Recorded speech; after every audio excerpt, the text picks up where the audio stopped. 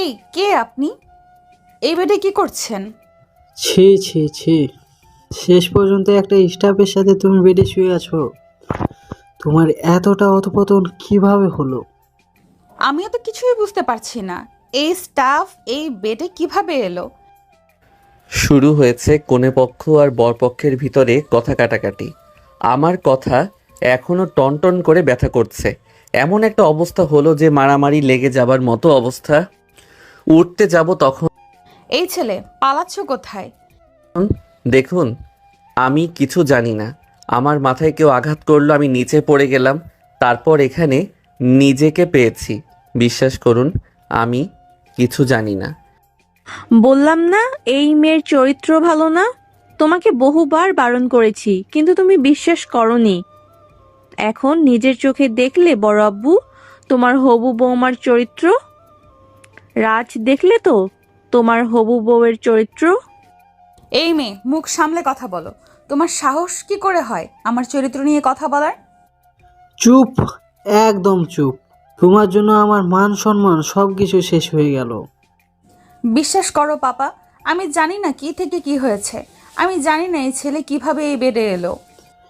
এই কাজীকে এখানে ডেকে নিয়ে আসো। আমি এই গরিব ভিখারি রাস্তার কীটের সাথে ওর বিয়ে দিব। আমার সম্মান নষ্ট করার এটাই তার শাস্তি। এই বিয়ে, না, আমি বিয়ে করতে পারবো না। প্রাণে বেঁচে থাকতে চাইলে এখানেই এখন বসে থাক, ভিখারির বাচ্চা। এ কোন মুসিবতে পড়লাম! আঙ্কেলকে দেখে বললাম, আঙ্কেল, আমি এখানে কিভাবে এলাম আমি নিজেও জানি না। আমি এই রুমের সামনে আসতেই আমার মাথায় কেউ আঘাত করলো। তারপর নিজেকে এখানে পেলাম। সিসিটিভি ফুটেজ চেক করলাম, এই ছেলে সত্যি বলছে। মাহফুজ সাহেবের কেউ একজন তার মাথায় আঘাত করে রুমের ভিতর নিয়ে আসে।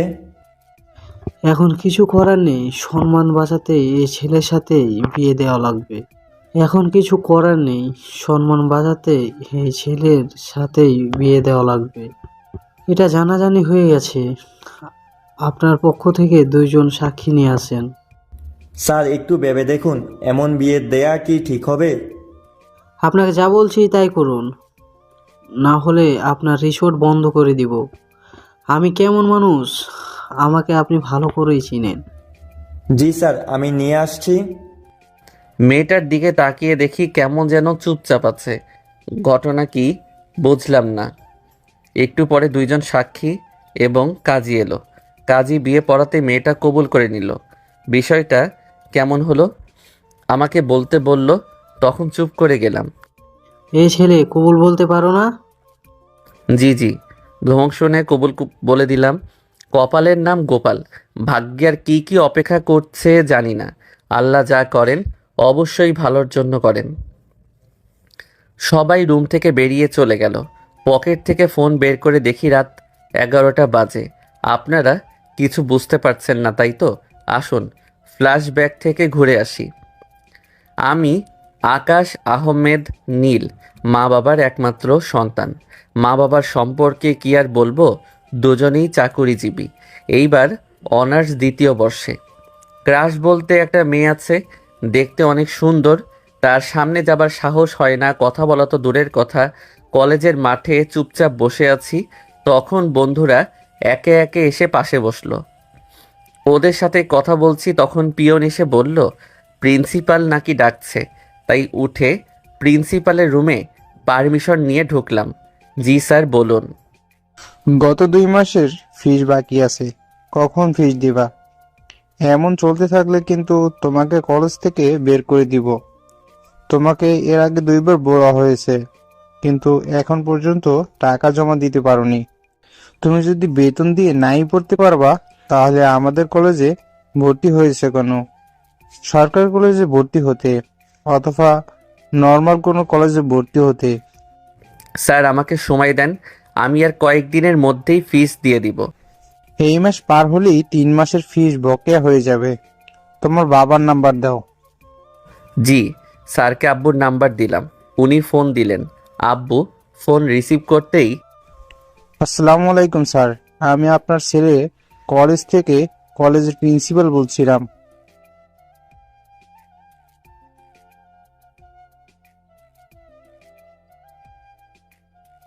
মনে হয় আব্বু ফোন কেটে দিয়েছে, কারণ স্যার আমার দিকে তাকিয়ে আছে। একটু তাকিয়ে থেকে বলল, তোমার আম্মুর নাম্বার দাও। জি। আম্মুর নাম্বার স্যারকে দিলাম। স্যার নাম্বার নিয়ে আম্মুকে ফোন দিল। ফোন রিসিভ করতেই, আসসালামু আলাইকুম ম্যাম, আমি আপনার ছেলের কলেজের প্রিন্সিপাল বলছিলাম। আপনি ওর আব্বুকে ফোন দেন, আমি একটা মিটিংয়ে বিজি আছি। আম্মু ফোন কেটে দিতেই স্যার আমার দিকে তাকিয়ে আছে। স্যার কখন ঠিকমতো তাদের সাথে কথা বলেছে আমি নিজেও জানি না। আপনি কিভাবে তাদের সাথে কথা বলবেন? তাদের ভুলের কারণে আমি আজ পৃথিবীতে না পেয়েছি কখনো তাদের আদর, না পেয়েছি ভালোবাসা, না পেয়েছি স্নেহ। এতদিন আমার দাদু ছিল, উনি দেখাশোনা করেছে এবং আমার খরচ দিয়েছে। 3 মাস আগে উনি মারা যাবার সাথে সাথে আমার সব কিছু তছনছ হয়ে গেছে। আমার সব কিছু থেকেও নেই। আমি কেমন আছি, কোথায় আছি, তারা কখনো খোঁজ নেয় না। আমার খরচ বহন করবে এটা তো অনেক দূরের কথা। স্যার আপনি পারমিশন দিলে আমি যেতে পারি, আর টিসি দিয়ে দিবেন, আমি কলেজ থেকে চলে যাব। তুমি যাও, তোমার বিষয়টা আমি পরে দেখছি। জি। প্রিন্সিপালের রুমে থেকে বেরিয়ে এসে এক জায়গায় বসলাম। মনটা বড্ড বেশি খারাপ। কি করব বুঝতে পারছি না। এই কলেজ থেকেও বেরিয়ে যেতে হবে জানি, বেতন দিতে না পারলে তো আর রাখবে না। চোখ দুটো ঝাপসা হয়ে গেছে, কাঁধে কেউ হাত রাখলো। তাড়াতাড়ি চোখ মুছে পিছনে মাথা ঘোরাতেই ভয় পেয়ে সরতে গিয়ে নিচে পড়ে গেছি। কি হয়েছে, এমন ভয় পাচ্ছেন কেন? না কিছু না। উঠে ঠিকঠাক হয়ে বসে বললাম, জি কিছু কি বলবেন? এখানে বসে থাকতে দেখে এলাম। এখানে আমরা বন্ধুরা বসে থাকি, জানেন না? সরি, আমি জানতাম না। জানলে কখনোই বসতাম না। সে ঠিক আছে, কিন্তু এমনভাবে ভয় পাচ্ছেন কেন? আমাকে দেখে ভূত মনে হচ্ছে? না বাঘ, না সিংহ? কোনোটাই না। আচ্ছা সরি। উঠে আসতে যাব তখন আমার গেঞ্জি টেনে ধরেছে। আমি কি কিছু করেছি? এমনভাবে ধরেছেন কেন? আগে জবাব দেন, তারপর এখান থেকে যান, না হলে এখান থেকে যেতে পারবেন না। মেয়ে মানুষ দেখে ভয় পাই, তাই আপনাকে দেখে এমন ভয় পেয়েছিলাম। আমার কথা শুনে মেয়েটা হাসতে লাগলো। কেন? মেয়েরা আবার আপনারা কি করলো? মেয়েদের এমনভাবে ভয় পাওয়ার কি আছে? জানি না। এখন আপনি ছাড়েন না প্লিজ। গেঞ্জি ছেড়ে দিতেই দ্রুত হেঁটে চলে আসি বন্ধুদের কাছে। যারা, ছেলেটা কে রে? কার সাথে কথা বলছিলি? আমি চিনি না, দেখলাম এখানে এসে বসলো, কাঁধে হাত রাখতেই ভয় পেয়ে পড়ে গেল। জিজ্ঞেস করলাম কেন এমন করলো, ও বলছে আমাকে ভয় পেয়ে এমনভাবে পড়েছে। মেয়েদের নাকি ভয় পায়, কি একটা অবস্থা! ও, ছেলেটা দেখতে শুনতে ভালোই আছে। তা আছে কিছুটা, তুই যতটা বুঝিস ততটা নেই। ওই ছেলের থেকে আমাদের কলেজের অনেক সুন্দর সুন্দর ছেলে আছে, যাদের প্রথম দেখাতেই ভালো লেগে যায়। তা ঠিক বলেছিস। সব নিজ নিজ গার্লফ্রেন্ড নিয়ে বসে আছে, আর আমি সিঙ্গেল। ওদের কাণ্ড কারখানা দেখছি। কিরে ভাই, একা বসে বসে কি করছিস? ওদের সব প্রেম দেখছি। তোর গার্লফ্রেন্ড কোথায় আছে?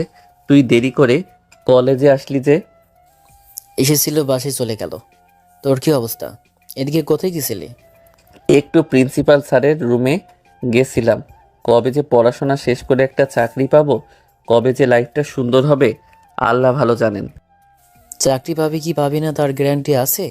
বর্তমান সময় চাকরি পাওয়া বড় মুশকিল ভাই। চাকরির মূল্য অনেক। দুজনে কথা বলতে বলতে ক্লাসের সময় হতেই ক্লাসে চলে এলাম। টিফিন পিরিয়ডে বসে আছি, তখন পিয়ন এসে বলল প্রিন্সিপাল স্যার ডেকেছে, তাই আবারও এলাম। কলেজ থেকে বেরিয়ে যেতে হবে, বেশ ভালোভাবেই অনুভব করতে পারছি। জি স্যার বলেন। তুমি অনেক ভালো স্টুডেন্ট, কিন্তু আমাদের কলেজ চলে বেতন ভিত্তিক, সেটা জানো তো? মনে মনে বললাম, ঘুরিয়ে ফিরিয়ে না বলে সোজাসুজি বলে দিলেই হয় কলেজ থেকে বেরিয়ে যেতে হবে। জি স্যার বলেন। তোমাকে কলেজ থেকে চলে যেতে হতো, কিন্তু আমাদের কলেজ ফান্ড থেকে তোমার খরচ বহন করব। তোমার কলেজের সমস্ত খরচ বহন করবে কলেজ। তোমার মতো ভালো স্টুডেন্ট এই কলেজে হাতছাড়া করতে চায় না। তোমার মতো ছাত্র থাকলে আমাদের এবং আমাদের কলেজের নাম উজ্জ্বল হবে। খুশির ঠেলায় চোখের কোণে পানি চলে এসেছে। আমি তো ভাবছিলাম আমার আর পড়াশোনা করা হবে না। আপনাদের ধন্যবাদ স্যার। সবার জন্য এমন করা হয় না, আর আমাদের কলেজ তো গরিব ছেলেমেয়েদের পড়াশুনো করে না, সেটা জানো। এই প্রথম তোমার জন্য আমাদের কলেজ এমন করেছে। মেইন কথা, তোমার মতো ছাত্র হাতছাড়া করতে চাই না। জি স্যার, আমি আমার পুরোটা দিয়ে চেষ্টা করব যেন ভালো কিছু করতে পারি। তোমার উপর আমাদের বিশ্বাস আছে। আচ্ছা, এখন তুমি যেতে পারো। জি স্যার। খুশির ঠেলায় নাচতে নাচতে বেরিয়ে এলাম। এসে এক জায়গায় বসে আছি আর সব কিছু ভাবছি। আল্লাহ কেন যে জমিনে পাঠিয়েছে উনি ভালো জানেন। শুধু কষ্ট আর কষ্ট, যেদিকে তাকাই সেদিকেই কষ্ট। একটু বসে থেকে আবারও ক্লাস শেষ করে বাসায় কোথাও কিছু একটা করতে পারলে ভালো হতো। কোচিং বা প্রাইভেট পড়াতে পারলে বেশি ভালো হতো। তাহলে তাহলে হাতে কিছু অন্তত থাকতো। টাকা পয়সা কিছু নেই। তাদের ফোন দিলেও রিসিভ করে না। একবার ফোন দিব, দেখি কি বলছে। আব্বুকে ফোন দিলাম, কয়েকবার রিং হবার পর রিসিভ করলো। আসসালামু আলাইকুম আব্বু। ওয়ালাইকুম আসসালাম। কি হয়েছে, ফোন দিচ্ছ কেন?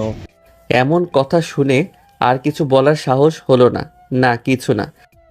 এমন মেয়েদের মতো নেকামো না করে বলো, কি হয়েছে? সকালে প্রিন্সিপাল স্যার ফোন দিয়েছিল কেন? কলেজের বেতন বকেয়া ছিল, তাই ফোন দিয়েছিল। তোমার আর কিছু বলার আছে? কিছু টাকা লাগতো, যদি টাকা দিতেন। কেন, তুমি ইনকাম করতে পারো না? তুমি তোমার খরচ চালাতে পারো না? জি, আমি কাজ খুঁজছি, কিন্তু আমি তোমার নাম্বারে 10,000 টাকা পাঠিয়ে দিয়েছি। আর ফোন দিবা না। এইবারের মতো 10,000 টাকা দিলাম। তুমি তোমার রাস্তা খুঁজে নাও। আমার একটা সংসার আছে, আমাকে আমার দিকে থাকতে দাও। জি। আব্বু ফোন কেটে দিল। এটা দিয়ে আমাকে কিছু একটা শুরু করতে হবে। কোনো কাজ বা কোনো ব্যবসা শুরু করতে হবে। আচ্ছা, আম্মুকে ফোন দিব, দেখি সে কি বলে। আজকে না হয় নির্লজ্জ হয়ে গেলাম। উফস, আমি তো নির্লজ্জ। আম্মুকে ফোন দিলাম, প্রথমবার রিসিভ করলো না, দ্বিতীয়বার রিসিভ করলো। কি হয়েছে, ফোন দিয়েছো কেন? আর সকালে প্রিন্সিপাল ফোন দিয়েছিল কেন? কলেজের বকেয়া বেতন রয়েছিল, তাই।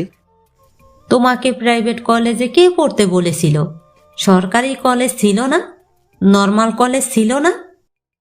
ছিল, কিন্তু কিন্তু কি? তুমি আমাকে আর কখনো ফোন দিবা না। আমার হাজবেন্ড জানলে আমাকে বকা দিবে, আমার সাথে খারাপ ব্যবহার করবে। তোমার জন্য আমি বকা খেতে পারবো না। আজকের পর থেকে আমাকে কখনো ফোন দিবা না। জি ঠিক আছে। তোমার অ্যাকাউন্টে আমি টাকা পাঠিয়ে দিচ্ছি। আজকের পর থেকে আর কখনো আমাকে ফোন দিবা না। বিকাশ নাম্বার দিয়ে দাও। জি, এটাই বিকাশ নাম্বার। অ্যাকাউন্টে 7,000 টাকা ঢুকলো। বাহ, আজকে মনে হচ্ছে আমার কপাল ভালো আছে। কোনো কিছু তো আমাকে করা লাগবে, না হলে এই সমাজে বেঁচে থাকা বড় মুশকিল হয়ে যাবে। এই টাকা দিয়ে কি হবে? না কোনো ব্যবসা, না কিছু করা যাবে। কোনো কাজ খুঁজে বের করতে হবে। এমন চুপচাপ বসে থাকলে চলবে না। বের হলাম কাজের খোঁজে। শুধু শুধু এমনভাবে টাকা বসে বসে খেলে আমার চলবে না। টাকাগুলো উঠিয়ে জমা রাখি। বাসা থেকে বেরিয়ে চলে আসি বাইরে। কোচিং করাতে পারলে বেশি ভালো হতো। মিনিট কিনে তারপর প্রতিটা কোচিং সেন্টারে ফোন দিয়ে জিজ্ঞেস করি তাদের কোনো শিক্ষক লাগবে কিনা। যেই ভাবা সেই কাজ। আমি মিনিট নিয়ে ফোন দেওয়া শুরু করলাম, কিন্তু সবার একই কথা, লাগবে না। আমাদের শহরে এতগুলো কোচিং সেন্টার আছে, জানাই ছিল না। এটাই শেষ দেখা যাক কি বলে। ফোন দিলাম, কয়েকবার রিং হবার পর রিসিভ করলো, কিন্তু ওখানেও হলো না। আমার ফ্রি টাইমে কি কাজ করতে পারি, ওভার টাইমে কি কাজ করতে পারি, একটু ভেবে দেখি কি করা যায়। এমন কোনো কাজ হতে পারে? উপস, পাগল হয়ে যাওয়া লাগবে দেখছি। তুই এখানে দাঁড়িয়ে আছিস কেন? কিছু কি হয়েছে? না, কিছু হয়নি, এমনিতেই দাঁড়িয়ে আছি। তুই এইদিকে কি করিস? এমনি এলাম। কোনো সমস্যা হয়েছে? ইদানিং তোকে কেমন চিন্তিত দেখাচ্ছে। না রে, তেমন কিছু না, একটা কাজ খুঁজছি, এই আর কি। যা ছিল প্রায় সব টাকা শেষ। কোচিং সেন্টারগুলোতে ফোন দিয়ে দেখছিলাম যে তাদের শিক্ষক লাগবে কিনা, কিন্তু কোথাও হলো না। পড়াশোনার পাশাপাশি পার্ট টাইম কোনো জব করতে হবে।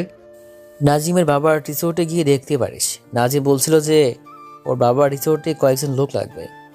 কি বলিস? আগে বলবি তো, আমি এখনই ওর বাবার সাথে কথা বলবো।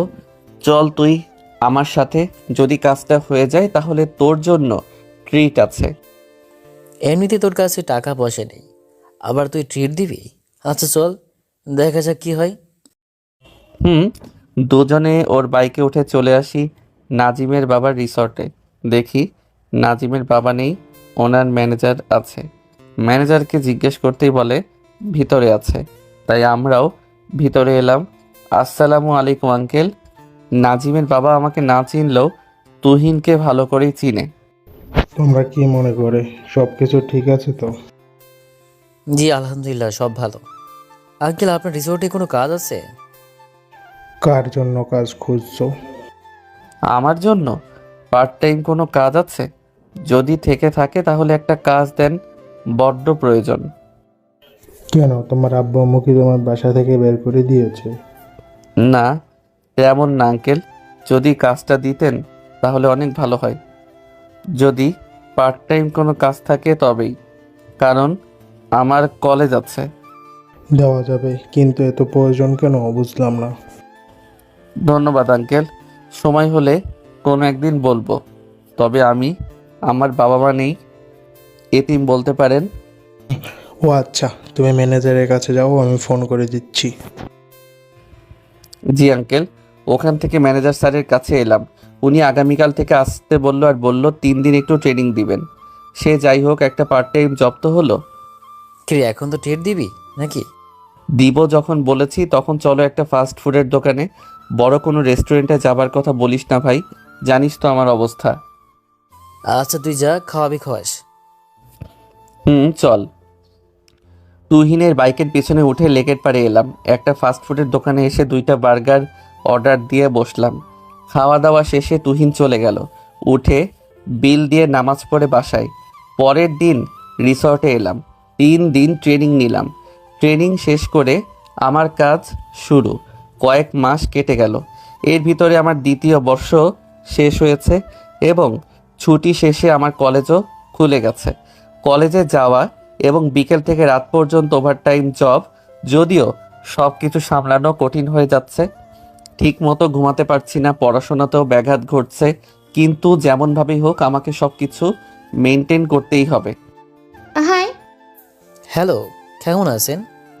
এই তো ভালো, তোমাদের কি অবস্থা? এই তো ভালো। কিছু কি বলতেন? এটা আমাদের ফ্রেন্ড, তাই না? জি, কিছু কি হয়েছে? আকাশ কি কিছু করেছে? আরে না, এত ঘাবড়ানোর কিছু নেই। ঘুরে ঘুরে সুন্দর দেখে তাই এলাম। দেখেন আপু, আপনি মিথ্যা বলবেন না। আমি কখন এমন করলাম? আপনি তো আমার দিকে ঘুরে ঘুরে দেখেন। কেন এমনভাবে দেখে সেটাই জিজ্ঞেস করতে এলাম। আপনি জানলে কিভাবে আমি আপনার দিকে ঘুরে ঘুরে দেখি? তার মানে আপনি আমার দিকে ঘুরে ঘুরে দেখেন? না, আমি আপনার দিকে দেখি না। প্লিজ শুধু শুধু মিথ্যা বলবেন না। আচ্ছা, আমি মিথ্যে বলছি? আমি এখানে এমনি এসেছি। কেন অস্বীকার করছিস?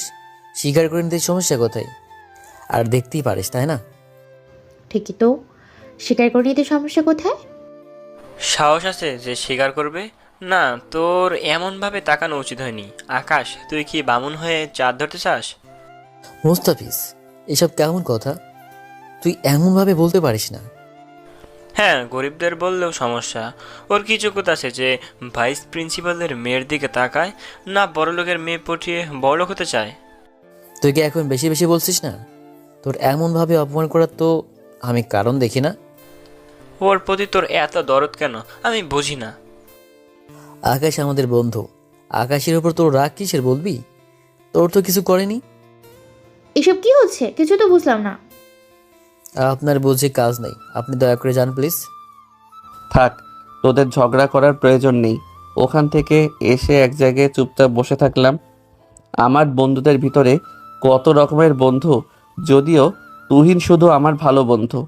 নাজিম, মুস্তাফিজ, মনিরা এরা তুহিনের ভালো বন্ধু, আমার নয়। ওরা আবার একটু বড়লোকস বেশি, অহংকার বেশি। কেন জানি আমাকে তারা সহ্য করতে পারে না। পাশে কেউ বসেছে, মাথা উঁচু করে দেখি ওই মেয়েটা। আমাকে এমনভাবে নিচু দেখানোর কি এতটাই প্রয়োজন ছিল? আমি বুঝতে পারিনি এমন কিছু হবে। ওনারা সবাই আপনার বন্ধু না? সবাই না, কয়েকজন শুধু নামে। আমি তো আপনার কিছু করিনি, তাহলে এমনভাবে অপমান করালেন কেন? আমি আপনাকে কিছু বলতাম, আপনি প্রতিশোধ নিতেন, কিছু মনে হতো না। কিন্তু আপনি কাজটা মোটেও ঠিক করেননি। খোদার কসম, আমি জানতাম না এমন কিছু হবে। প্লিজ আপনি আমাকে মাফ করেন। মেনে নিলাম যে না বুঝে এমন করেছেন। ঠিক আছে, আমি কিছু মনে করলাম না। এবার আপনি ওঠেন আর আমাকে একা থাকতে দেন। মন খারাপ, তার জন্য সরি। সিরিয়াসলি আমি বুঝিনি। ইটস ওকে, আপনি আমাকে একটু একা থাকতে দিলেই হবে। দয়া করে যদি একটু যান তাহলে ভালো হয়। ওকে, এত অনুরোধ করতে হবে না। মেয়েটা উঠে চলে গেল। উনি আবার হঠাৎ করেই কেন বাঁশ দিতে এলো জানি না। এমনিতে চারদিক থেকে বাঁশ খাচ্ছি, আবার এটা কোথা থেকে বাঁশ নিয়ে হাজির। একটু বসে থেকে ক্লাসে, ক্লাস থেকে বাসায়, বাসা থেকে রিসর্টে। ও বাবা, আজকেও দেখি বিয়ের ইভেন্ট আছে। ও, এখন তো আবার বিয়ের মৌসুম শুরু হয়েছে। আজকে আবার অনেক রাত হয়ে যাবে বাসায় ফিরতে। এই সব ভেবে কাজ নেই। এই আকাশ, শোনো। জি আঙ্কেল, বলেন। আজকে যেন কোনো কমপ্লেন না শুনি। আজকে বড় একজন বিজনেসম্যানের মেয়ের বিয়ে, দুজনই বড় বিজনেসম্যান। কোনো প্রকার কমপ্লেন না আসে, না হলে আমার মান-ইজ্জত থাকবে না। জি, বুঝতে পারছি। আঙ্কেল চলে গেল। বুঝলাম না আমাকে এইসব কেন বলল। আমি আবার কখন কি করেছি ভাই? আমি কি সবার চোখের বিষ নাকি? বেশ সুন্দর আয়োজন চলছে, আমি আমার ডিউটি করছি। লোকজন আসা শুরু করেছে। সবার গাড়ি গেট আপ দেখে বোঝা যাচ্ছে যে সবাই বড়লোক আছে। এমন টাকা পয়সাও হবে না, এমনভাবে বিয়েও হবে না। আর বর্তমানে স্বর্ণের যেই দাম, ভাগ্যে বিয়ে নেই। রাতে ম্যানেজার বর আর কনের রুমে ড্রিঙ্কস আর ফলমূল দিয়ে পাঠিয়েছে। এই জবের জন্য আর কি করতে হবে আল্লাহ মালুম। তারা বাসর করবে না এই সব ছাইপাস খাবে? এখনও বিয়েও হয়নি, তার আগে সব কিছু রেডি করে রাখতে হচ্ছে। রুমের সামনে আসতেই মাথায় কেউ আঘাত করলো। চোখে সরিষার ফুল দেখতে লাগলাম। চোখ খুলতে আকাশ থেকে পড়েছি। এইসব লোকজন কে, কারা এইসব? আমি বেডে কি করছি? পাশে তাকিয়ে দেখি একটা মেয়ে শুয়ে আছে। এইসব কি? হবু যে বর আমার দিকে অগ্নি দৃষ্টিতে তাকিয়ে আছে, কোণে ঘুমিয়ে আছে। মেয়েটার শরীরে মোচড় দিয়ে ঘুম থেকে উঠল। নাম শুনেছিলাম, নওশিন। এক পলক দেখেছিলাম মেয়েটা অনেক সুন্দর, এখন সে আমার পাশে শুয়ে আছে। এরপর তো আপনারা জানেনই। চলুন এখন গল্পে আসা যাক। আমি বসে বসে চিন্তা করছিলাম আমার সাথে কি হচ্ছে। তখন নওশিন, মানে যার সাথে আমার মাত্র বিয়ে হইল, সে বলল, এই ছেলে, চলো ওদের বিয়ে দেখি। হ্যাঁ, আমি কিছুই বুঝলাম না। এইসব কি হচ্ছে আমাকে বলবেন? আরে যেই মেয়ে আমার চরিত্রের উপর দাগ দিচ্ছেন না, সেই মেয়ে এই সব করেছে। আমার ড্রিঙ্কসের সাথে কিছু মিশিয়েছে আর আপনার মাথায় মেরে অচেতন করে আমার সাথে ফাঁসিয়ে দিয়েছে। মানে সব কিছু সেই মেয়ে করেছে। কিন্তু আমি কেন? আমি কার পাকা ধানে মই দিয়েছি যে আমার সাথে এমন করলো? ওই মেয়ে, মানে আমার যে বর হতো, তাকে ভালোবাসে, কিন্তু বিয়ে হচ্ছিল আমার সাথে, তাই এমন জগা খিচুড়ি করেছে। কিন্তু আপনি এত খুশি কেন? আপনার খুশি হবার কারণ খুঁজে পাচ্ছি না। আরে ওই ছেলেকে আমারও পছন্দ না। যা হয়েছে ভালোই হয়েছে। ওই ছেলের থেকে চাইলেও মুক্তি পেতাম না, কিন্তু আপনার থেকে যে কোনো সময় মুক্তি পেয়ে যাব। ও, মাথা এখনো টনটন ব্যথা করছে। মাথা ধরে উঠে আসতে যাব, তখন মেয়েটা উঠে বলল, সম্ভবত তাদের বিয়ে হচ্ছে, চলেন তাদের বিয়ে দেখি। এই মেয়ে কি পাগল? আমার মনে হয় মাথার কয়েকটা তার কেটে গেছে। আমাকে আমার কাজ করতে হবে। আপনার বিয়ে দেখার শখ, আপনি দেখেন, আমি গেলাম। আচ্ছা চলেন, আপনার সাথে পরে কথা বলা যাবে। জি। রুম থেকে বেরিয়ে চলে আসি বাইরে। যা কাজ তাই করতে লাগলাম। সত্যি সত্যি দেখি ওই মেয়ে কোণে সাজে বসে আছে। অনেক লোকজন কেমন যেন আমার দিকে বাঁকা চোখে তাকাচ্ছে। তাতে আমার কি? আমি কি অপরাধী নাকি? এইসব মানুষদের বুঝি না রাতে কেন বিয়ে করছে। আরে ভাই, রাতটা এনজয় করবে তা না করে বিয়ে করছে। আচ্ছা, এরা বাসর রাতের বদলে কি বাসর দিন করবে? যদিও এতক্ষণ সব বিয়ে হয়ে যায়, আজকে মনে হয় এই ঝামেলার জন্য দেরি হয়েছে। আঙ্কেলকে দেখে ওনার কাছে গিয়ে বললাম, আঙ্কেল সরি, বিশ্বাস করেন আমি জানি না কিভাবে এইসব হয়েছে। তোমাকে ফাঁসানো হয়েছে। সিসিটিভি ফুটেজে আমি সাথে সাথে গিয়ে দেখেছি। ওই ব্যক্তিগুলোকে বোঝা যাচ্ছে না, তবে সব কিছু পরিকল্পিত সেটা জানি। সে যাই হোক, যা হবার হয়েছে, এখন গিয়ে তুমি তোমার কাজ করো। জি। তারপর চলে এলাম যেখানে বিয়ে হচ্ছে সেখানে। আসতেই কে যেন আমার গালে 2টা থাপ্পড় দিল। ট্রে থেকে ড্রিঙ্কস নিয়ে আমার মুখের উপর ছুঁড়ে মারলো। মুখ মুছে সামনে তাকিয়ে দেখি একটা মেয়ে। আমি আবার কি করলাম? ছোট লোকের বাচ্চা, তোর সাহস কি করে হলো আমার বোনকে বিয়ে করার? ও, এটা কনের ছোট বোন। কিন্তু আমি কি অপরাধ করলাম? আমাকে ফাঁসিয়ে দিয়ে আমার উপর অত্যাচার। আল্লাহ আরও কত কি সহ্য করাবে। আমাকে ফাঁসিয়ে দিয়ে আমাকে এগুলো শুকাচ্ছেন। আমি আবার কি করলাম? গলার আওয়াজ নিচে করে রাখ, ভিখারির বাচ্চা। আমার বোনকে বিয়ে করার তোর যোগ্যতা কি আছে রে, ভিখারির বাচ্চা? পিছনে ফিরে চলে আসতে যাব, তখন নিচে পড়ে গেলাম। কেউ আমাকে লাথি দিয়েছে। কাছের গ্লাস আর ট্রে পড়ে ভেঙে গেল। এখন এগুলোর দাম পকেট থেকে বেরিয়ে যাবে। উঠে পরিষ্কার করে এসে এক জায়গায় চুপচাপ বসলাম। চোখ দিয়ে পানি বেরিয়ে গেল। আমার অপরাধটা কি? না কারো ক্ষতি করেছি, না কিছু করেছি, তারপরেও আমার সাথে এইরকম হচ্ছে কেন? আকাশ, কি হয়েছে? এমনভাবে বসে আছো কেন?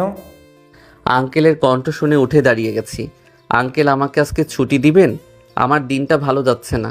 আমার কাছে 4টা গ্লাস আর ট্রে ভেঙে গেছে, ওটার দাম আগামীকাল জমা দিয়ে দিব। কি হয়েছে তোমার? ড্রেস ভিজা কেন? পড়ে গিয়ে এমন হয়েছে। যদি আজকে ছুটি দেন তাহলে অনেক ভালো হয়। অনেক বড় ইভেন্ট, কিভাবে আজকে ছুটি দেই? আচ্ছা, তুমি ভিতরে দেখো, আর যারা ভিতরে তাদের কাউকে পাঠিয়ে দাও। যাও, গিয়ে পোশাক চেঞ্জ করে নাও। আজকে দৌড়ের উপর আসি, বুঝতেই পারছো। জি। ওখান থেকে স্টাফ রুমে এসে চেঞ্জ করে নিলাম। বেশ কিছুক্ষণ পরে, আপু, তুমি এমন করতে পারি কিভাবে? আব্বুর মান সম্মান সব কিছু শেষ করে দিলে। তোমার রুচিতে কিভাবে ওই রকম ছেলে এলো? আমাদের ফাঁসানো হয়েছে, আর যা হয়েছে ভালোই হয়েছে। ওই ছেলের থেকে তো আমি বেঁচেছি। তুমি যেন আর বাসায় না যাও সেটা বলে দিয়েছে। আজকের পর থেকে ওই বাসার দরজা তোমার জন্য বন্ধ। হ্যাঁ, বললেই হলো নাকি? আমার কোনো দোষ নেই, আমি কোনো অপরাধ করিনি। তাহলে শাস্তি পাবো কেন? গেলেই বুঝতে পারবে কি হবে না হবে। বাই দ্য ওয়ে, ওই ছোট লোকের বাচ্চা যেন আমার চোখের সামনে না পড়ে, না হলে ভালো হবে না বলে দিলাম। ওই ছেলে আবার তোর বা তোদের কি করলো? আর কি করবি তুই?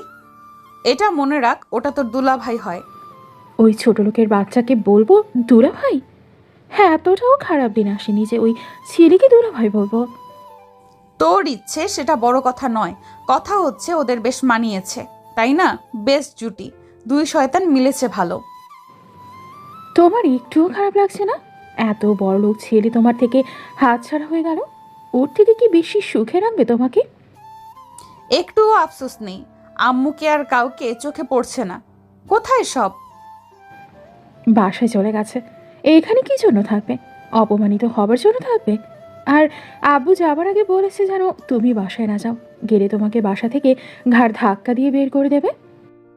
বাদ দেন, আমাকে এখন ওদের বিয়েটা এনজয় করতে দে। আমি ফুর্তিতেই আছি। বিয়ে শেষ হতে হতে রাত 4টা। যারা পাগল তারাই রাতে বিয়ে করে। ঘুমের 14টা বাজিয়ে সব এনজয় করছে। আমি হলে খাওয়া দাওয়া সেরে উধাও হয়ে যেতাম। যদিও বিয়েটা 1:30 থেকে 2টার মধ্যে শেষ হয়ে গেছে, কিন্তু আর কিছু পাগল ছাগল আছে।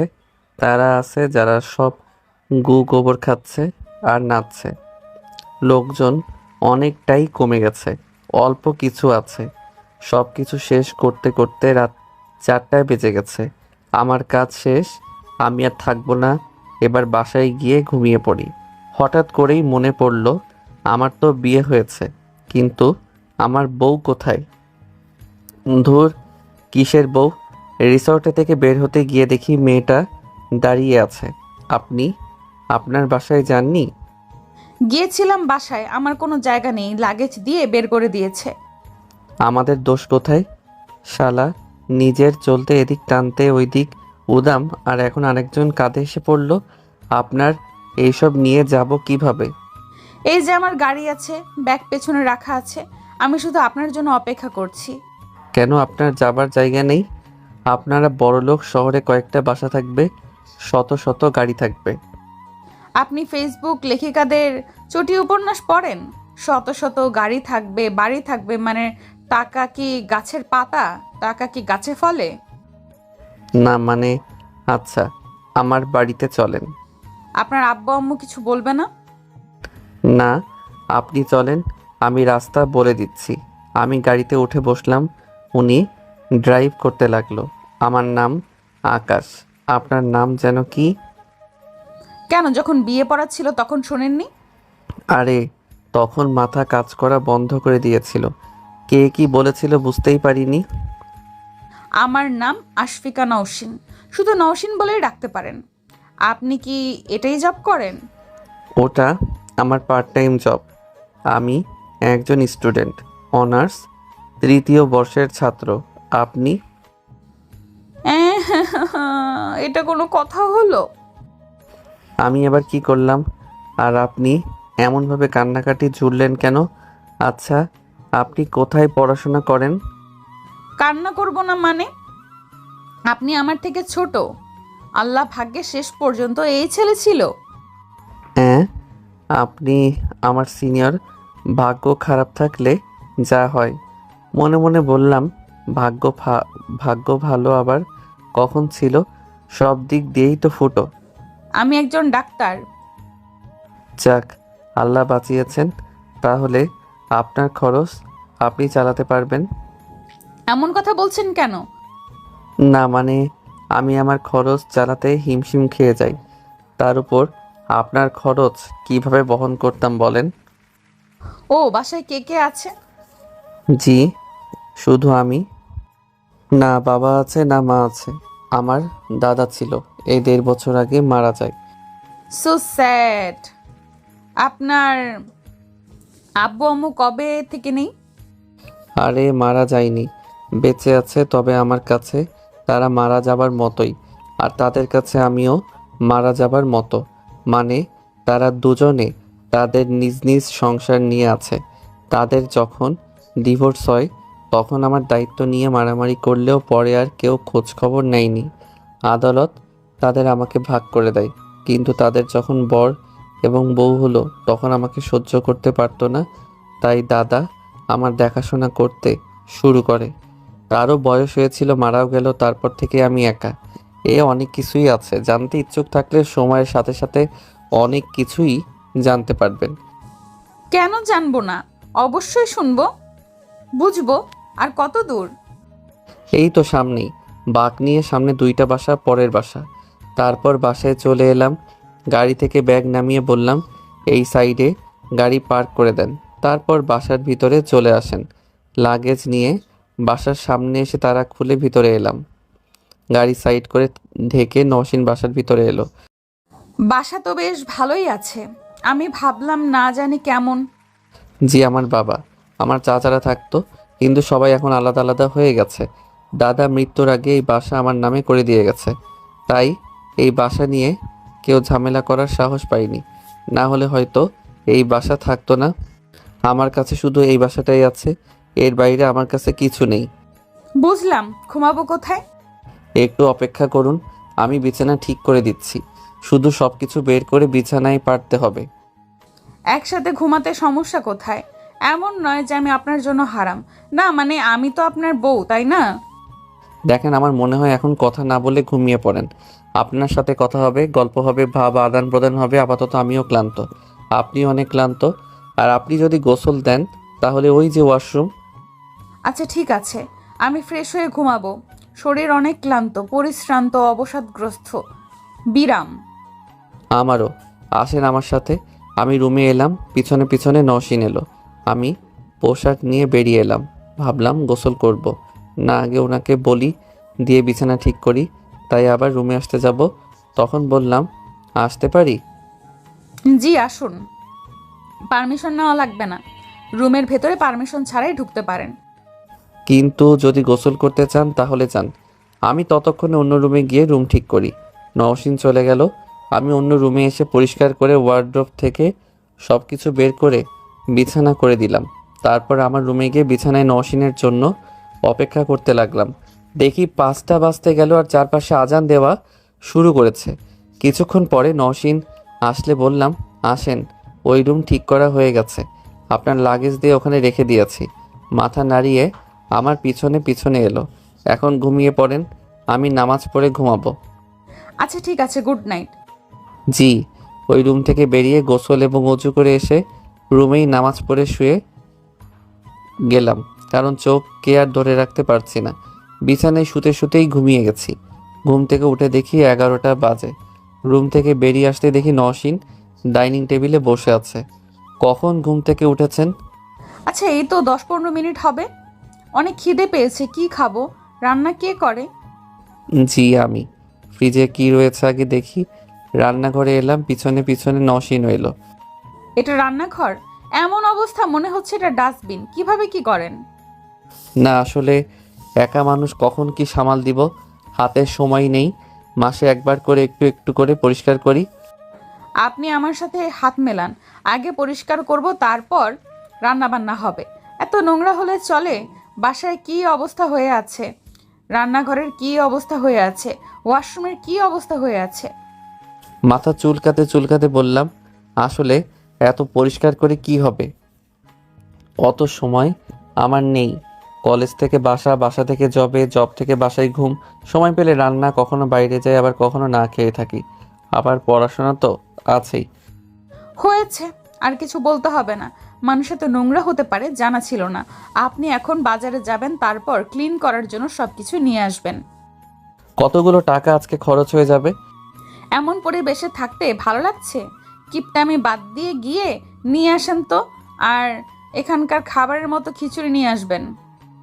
আমি যেখান থেকে খাই আপনার সেই খাবার পছন্দ হবে? আপনারা বড় বড় রেস্টুরেন্টের খাবার খান, অনেক দামি দামি খাবার খান, নর্মাল কোনো হোটেলের খাবার পছন্দ হবে? এখন এইসব না বলে শিয়ে যাবার জন্য নিয়ে আসেন। অনেক খিদে পেয়েছে। আর আমি লিস্ট করে দিচ্ছি, সমস্ত কিছু নিয়ে আসবেন। আজকে দুজনে বাসা পরিষ্কার করব। একটা পেপার এবং কলম দেন, সব কিছু লিখে দিচ্ছি। জি, একটা পেপার এবং কলম নিয়ে এসে দিলাম। উনি লিখে দিলেন। তারপর লিস্টটা নিয়ে বাসা থেকে বেরিয়ে চলে আসি বাজারে। বাজার থেকে সব কিছু নিয়ে আর খিচুড়ি নিয়ে চলে আসি। ঘড়ির দিকে তাকিয়ে দেখি 12টা বাজে। দুজনে খেয়ে নিয়ে শুরু করলাম পরিষ্কার করতে। পরিষ্কার করতে করতে 3টা বেজে গেল। এই যে মিস্টার, নোংরা এখন দেখতে কেমন লাগছে? পরিষ্কার পরিচ্ছন্নতা ইমানের অঙ্গ। মাথা নাড়িয়ে হ্যাঁ সম্মতি দিলাম। যান গিয়ে ফ্রেশ হয়ে নেন, তারপর একসাথে রান্না করা যাবে। নওশিন মাথা নাড়িয়ে তার রুমে চলে গেল। তারপর পোশাক নিয়ে ওয়াশরুমে গেল। আমি চাল, মাংস, সবজি বের করে রাখলাম। মাংস ভিজিয়ে রেখে আলু কাটতে শুরু করি। আলু কাটা শেষ করে বেগুন। এদিকে তো ভাতের পানি চুলায় দিয়েছি। বেগুন কাটা শেষ হতে হতে পানি ফুটে গেলে চাল ধুয়ে দিলাম। দেখি নওশিন চলে এসেছে।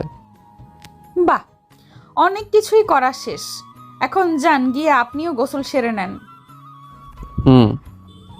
এমনভাবে তাকিয়ে আছেন কেন? এই যে হ্যালো। আপনি অনেক সুন্দর, নামের মতোই মিষ্টি। ধন্যবাদ। এখন গিয়ে গোসল সেরে নেন, তারপর একসাথে খেতে বসবো। মাথা নাড়িয়ে চলে এলাম রুমে। রুম থেকে ওয়াশরুমে গোসল করে কাজা নামাজ আদায় করে নিলাম।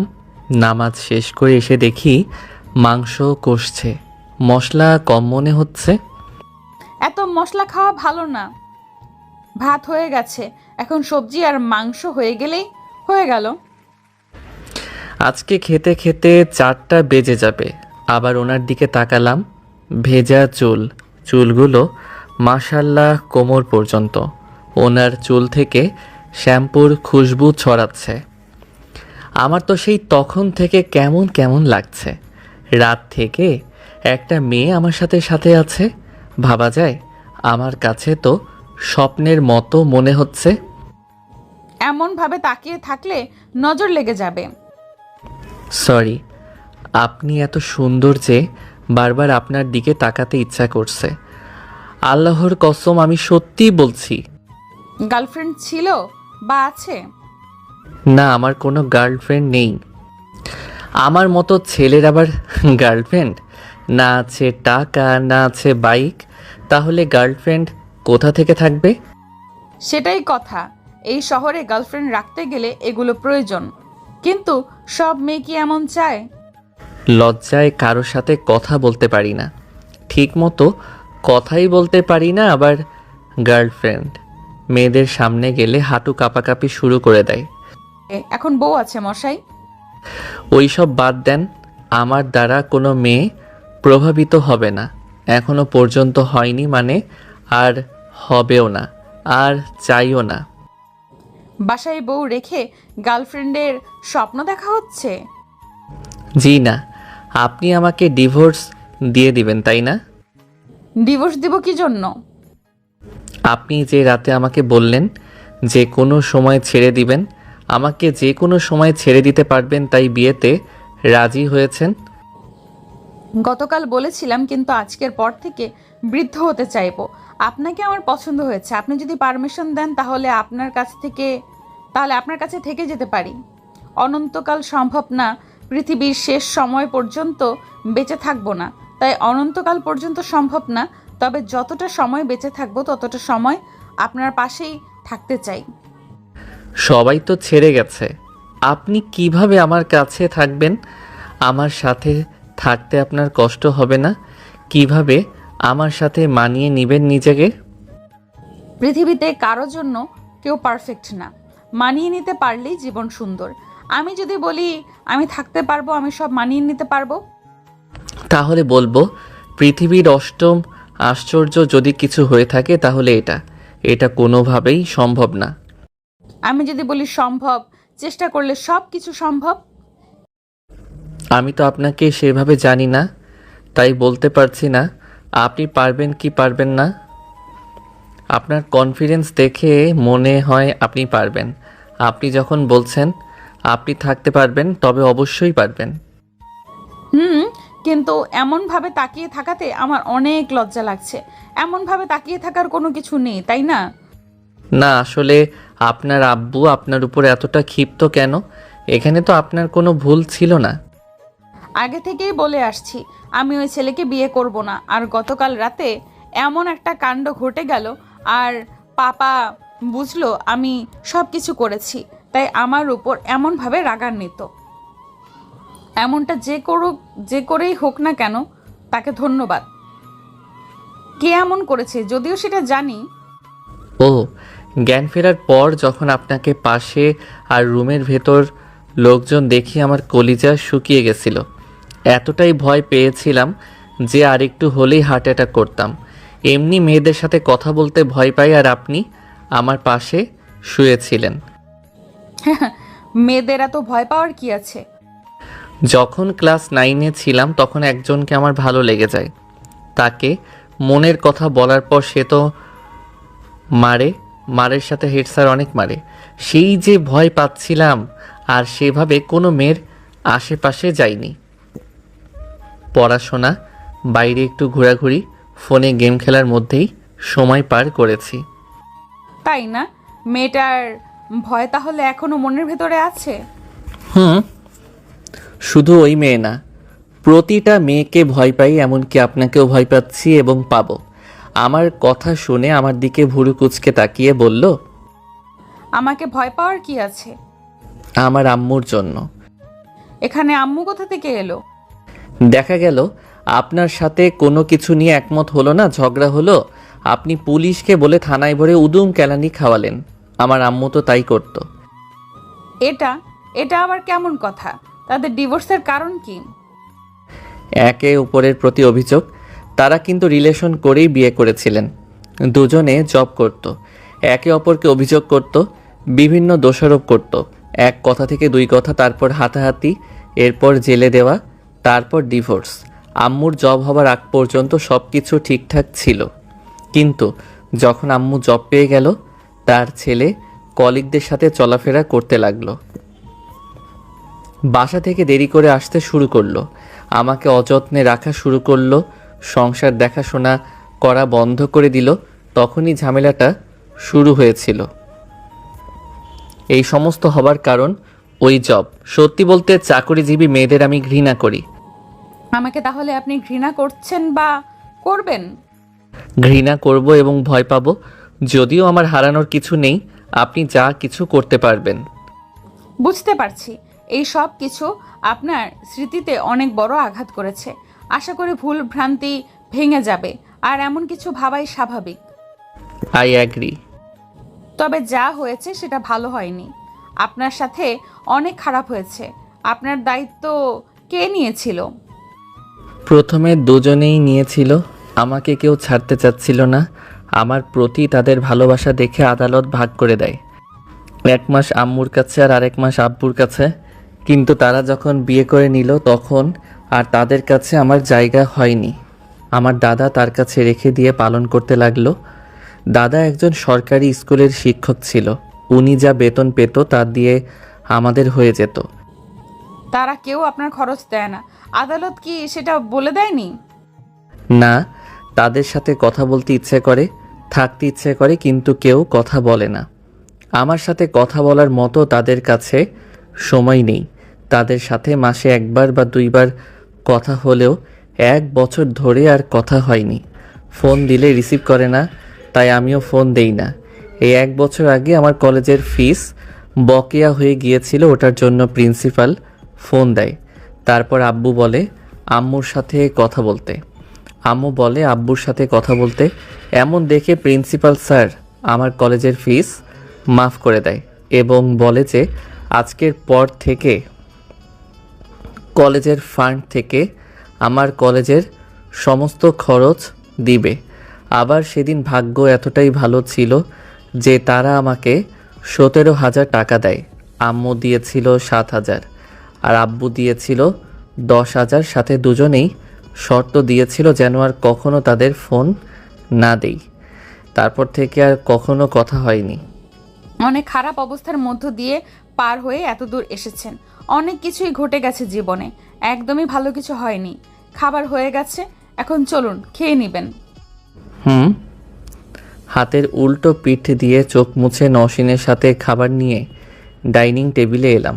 দুজনে একসাথে খেতে বসলাম। খাবার মুখে দিয়ে বললাম, এর আগে রান্না করেছেন কখনো? কেন, কোনো কিছু কম হয়েছে কি না বেশি হয়ে গেছে? ইস রে, লবণ কম হয়ে গেছে। অনেক ঝালও হয়েছে। এত ঝাল মানুষে খায়? অনেক দিন আগে রান্না করেছি, তারপর আর করা হয়নি, তাই এমন হয়ে গেছে। সরি। কষ্ট করে একটু খেয়ে নেন। দেখি লেবু আছে কিনা। উঠে ফ্রিজে গিয়ে দেখলাম লেবু আছে। লেবু নিয়ে রান্নাঘরে এসে কেটে লবণ নিয়ে এলাম। আজকের মতো এমনভাবে চালিয়ে নেওয়া লাগবে। আমি টেস্ট করেও দেখিনি, একটু খেয়ে দেখা উচিত ছিল। নেন, এখনকার মতো খেয়ে নেন। কি আর করবেন, রাতে রান্না হলে তখন ঠিকমতো সব কিছু টেস্ট করে দিব, অথবা আপনি রান্না করলে টেস্ট করে নেবেন। নওশিন মাথা নাড়িয়ে খেতে লাগলো। দুজনে খাওয়া শেষ করে প্লেট পরিষ্কার করে নিলাম। অল্প করেই ভাত রান্না করেছিলাম, যা এখনই শেষ হয়ে গেছে। মাংস সবজি বেশি হয়েছে, সেগুলো ফ্রিজে রেখে দিলাম। বাসার অনেক কিছুই নেই, বিশেষ করে রান্নার আসবাবপত্র।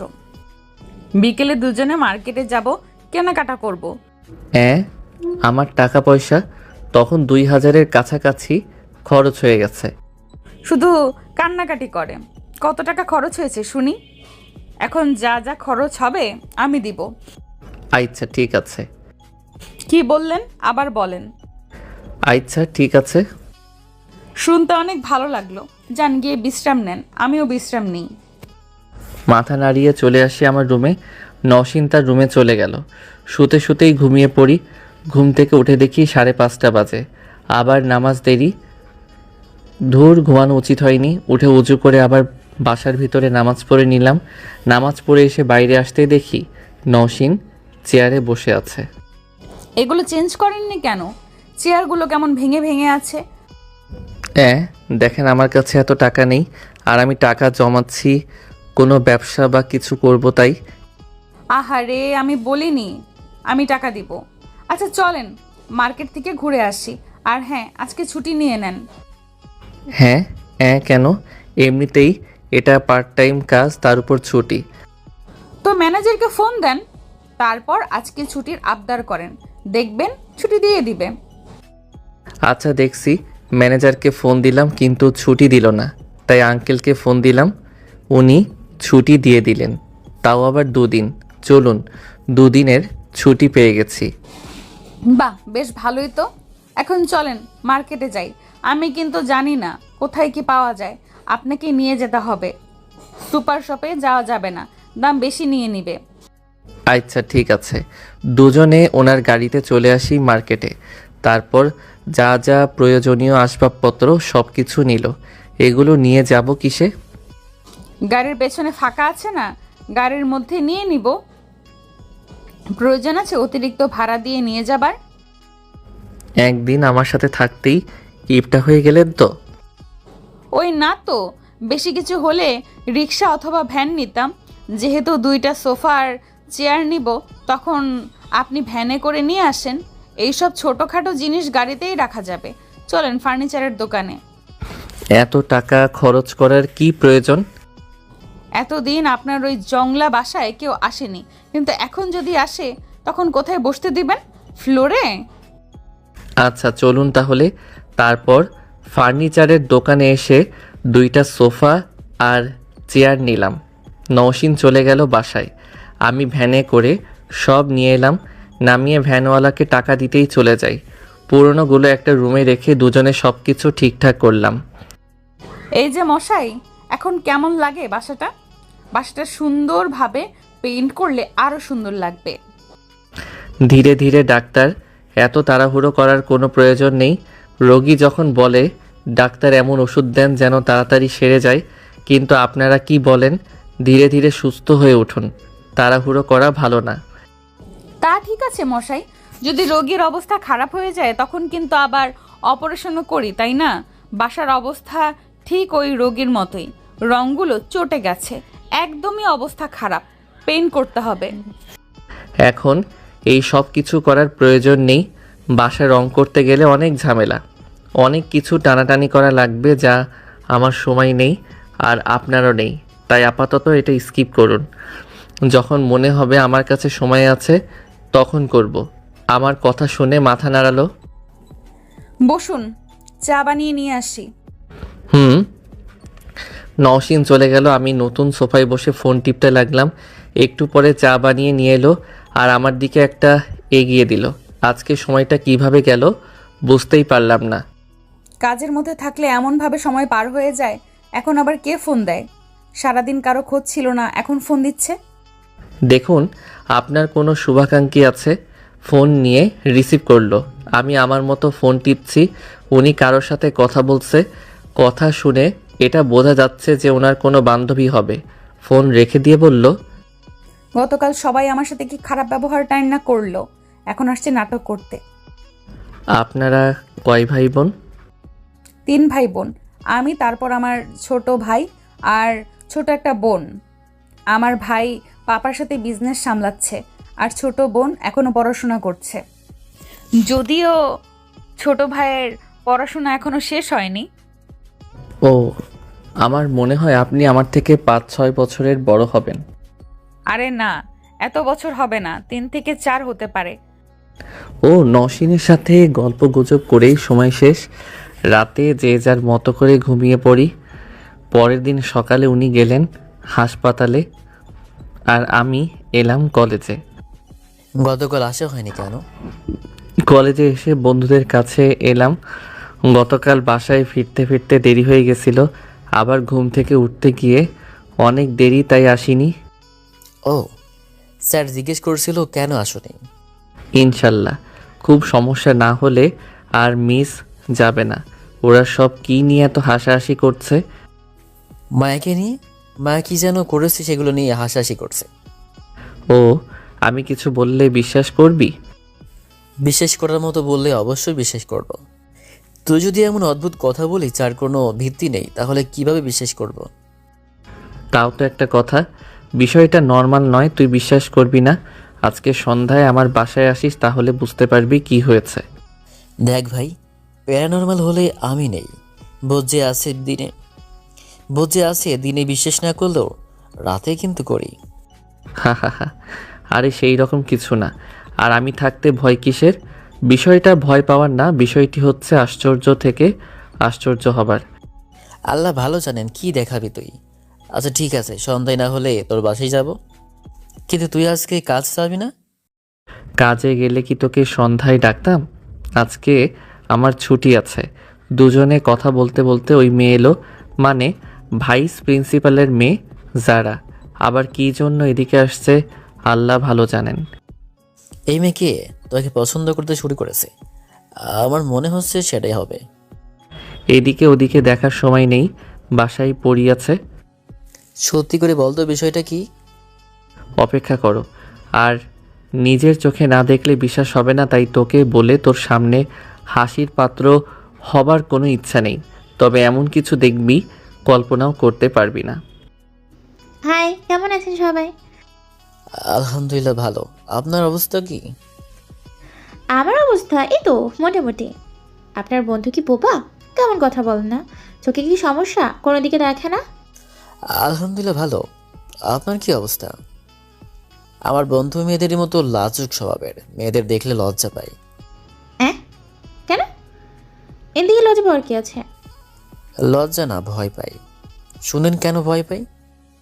যখন আমরা ক্লাস 9-এ তখন একজনকে পছন্দ হয় আর প্রপোজ করে, কিন্তু ওই মেয়ে আমার বন্ধুকে এমন মারে যে মেয়েদেরকে দেখে ভয় পাওয়া শুরু করে। তাহলে এই ব্যাপার। জি, এর জন্য মেয়েদের থেকে 10 হাত দূরে। তখন তো অনেক ছোট ছিল, কিন্তু এখন তো বড় হচ্ছে, তাই না? এখন কি জন্য ভয় পাচ্ছে? এখন টাকা নেই, বাইক নেই, তার জন্য ভয় পাচ্ছে। এগুলো ছাড়া কি প্রেম হয় না? অবশ্য হয় না, এগুলো ছাড়া দুদিনও রিলেশন টিকবে না। আর মেয়েদের ভয় পাওয়ার শুধু একটা কারণ না, আরও অনেক কারণ আছে যেগুলো সবাইকে বলা যাবে না। ওইগুলো ব্যক্তিগত। না না, আপনি যা ভাবছেন সেগুলো না, অন্য দিক থেকে। তাই বলেন, আমার কত কিছু ভাবতে শুরু করেছিলাম। আমার বন্ধুকে কি পছন্দ করতে শুরু করেছেন? না আসলে বাসায় পড়ি আছে, এদিকে ওদিকে দেখার সময় নেই। মানে আমি বুঝতে পারছি না ও কি বলছে। আসার পর থেকে এমন ভুলভাল বলছে। আবার সন্ধে আমাকে ওর বাসায় ডাকলো। দেখি কি আছে, তারপর আপনাকে না হয় আগামীকাল বলবো। আপনার বাসায় কি কোনো প্যারানর্মাল কিছু ঘটে? দেখুন, এগুলো দেখার আমার অনেক দিনের ইচ্ছা। আগে আমি দেখে আসি কিসের কথা বলছে, আমার মাথাও আসছে না। আগামীকাল এসে না হয় আপনাকে বলবো। গতকাল আসেনি যে? ঘুম থেকে উঠতে উঠতে 11টা বেজে গেছিল। দুপুরে একটা ক্লাস ছিল কিন্তু আসিনি, একটু কাজে ব্যস্ত ছিলাম। আমি ভাবলাম গত পরশু দিনের জন্য হয়তো আসেননি। এটা ভেবে মনে মনে যে কত গিল্টি ফিল করেছি। আরে না, ওইসব কিছু না, এর থেকে বড় বড় কত কিছু ঘটে। আপনি মানুষটা রহস্যকারা, এই রহস্যের কারণ কি? অনেক কিছুই। আমার ক্লাসের সময় হয়ে গেছে, আমি এবার উঠলাম। তারপর উঠে দুজনে ক্লাসে চলে আসি। বিকেলে এই যে শুনেন। বলুন। কিছু মনে না করলে একটা কথা বলবো? জি অবশ্যই বলেন, কিছু মনে করার কি আছে? সন্ধ্যা পরে আমার একটা ফ্রেন্ড আসবে। মুখে বললে বিশ্বাস করবে না, আমার বন্ধু কেন কেউ বিশ্বাস করবে না, তাই তাকে আপনাকে দেখানোর জন্য আমার বাসায় ইনভাইট করেছি। প্রবলেম কোথায়? কোনো কিছু বানানো লাগবে নাকি? না, তেমন কিছু করা লাগবে না, শুধু চা হলেই হবে। শুধু চা দিয়ে মানুষকে কিভাবে আপ্যায়ন করে? তো আর কি করবেন, এত পরিশ্রম করার প্রয়োজন নেই। আমি বাইরে থেকে কিছু নিয়ে আসছি, তাতেই হবে। বাইরের খাবার খাওয়া এত ভালো না, আমি কিছু একটা বানিয়ে দিচ্ছি। এই ডাক্তারকে নিয়ে বড় একটা মুসিবত। আচ্ছা চলুন, আমিও সাহায্য করছি, তাহলে তাড়াতাড়ি হয়ে যাবে। আরে খুব ভারী কাজ না, আমি একাই করতে পারবো। কখন আসবে আপনার বন্ধু? সন্ধ্যা পর আসবে। নওশিন চলে গেল, আমি চুপচাপ বসে ফোন টিপতে থাকি। একটু পরে আজান হতেই গিয়ে নামাজ পড়ে এলাম। নামাজ পড়ে এসে ওর জন্য অপেক্ষা করছি। আসতেই বললাম, বাইক এখানে রেখে দে। ভাই এই গাড়ি কার? তোর তো হতেই পারে না। আরও কি কেউ তোর বাসায় এসেছে? হাহা চল।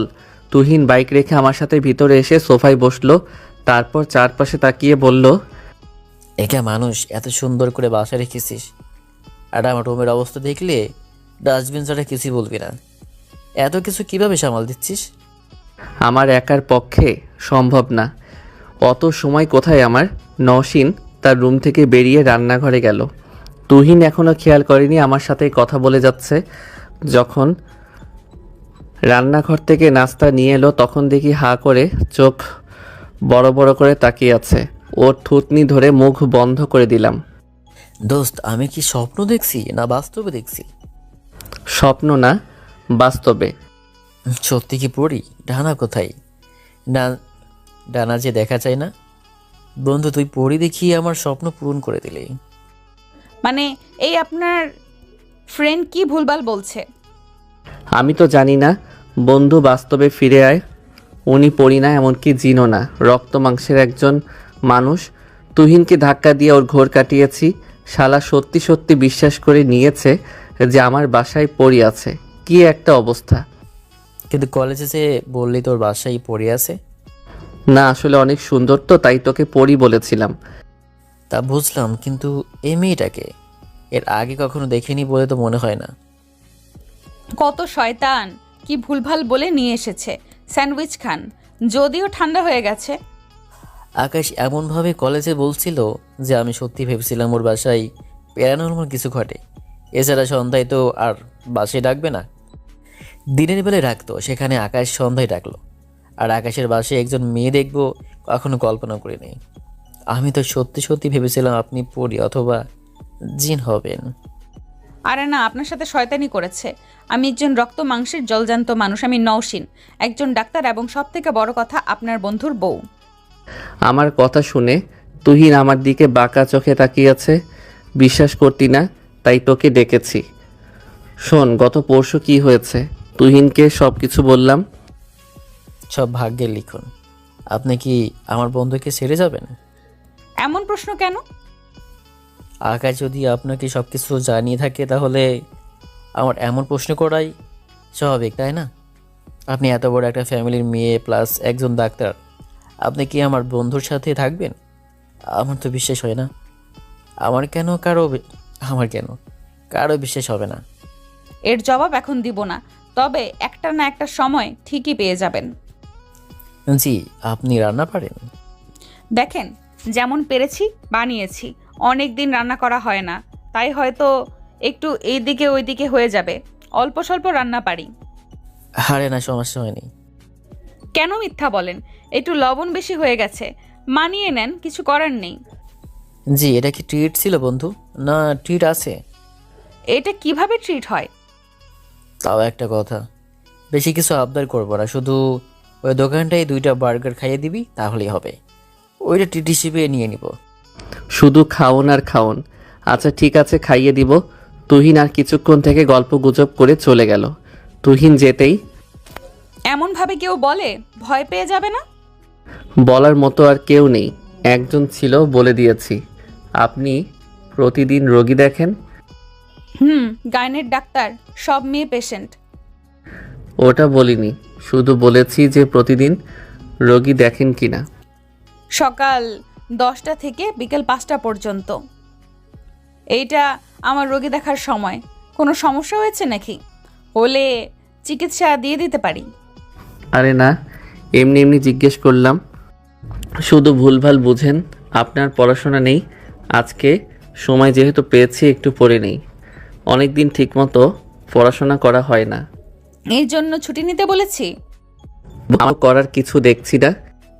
চলেন বাইরে থেকে ঘুরে আসি। আমি থাকতে ভয় কিসের? ভয় পাওয়ার কি আছে? আচ্ছা চলেন। নওশিন সব কিছু রান্নাঘরে রেখে আসে, তারপর একটু সাজগোজ করে বাইরে আসে। রাতে দুজনে ঘোরাঘুরি করে বাসায় এলাম। ডিনার করেই ফিরেছি। রাত অনেক হয়েছে, গিয়ে ঘুমিয়ে পড়েন। নওশিন তার রুমে চলে গেল। আমি রুমে এসে পড়তে বসলাম।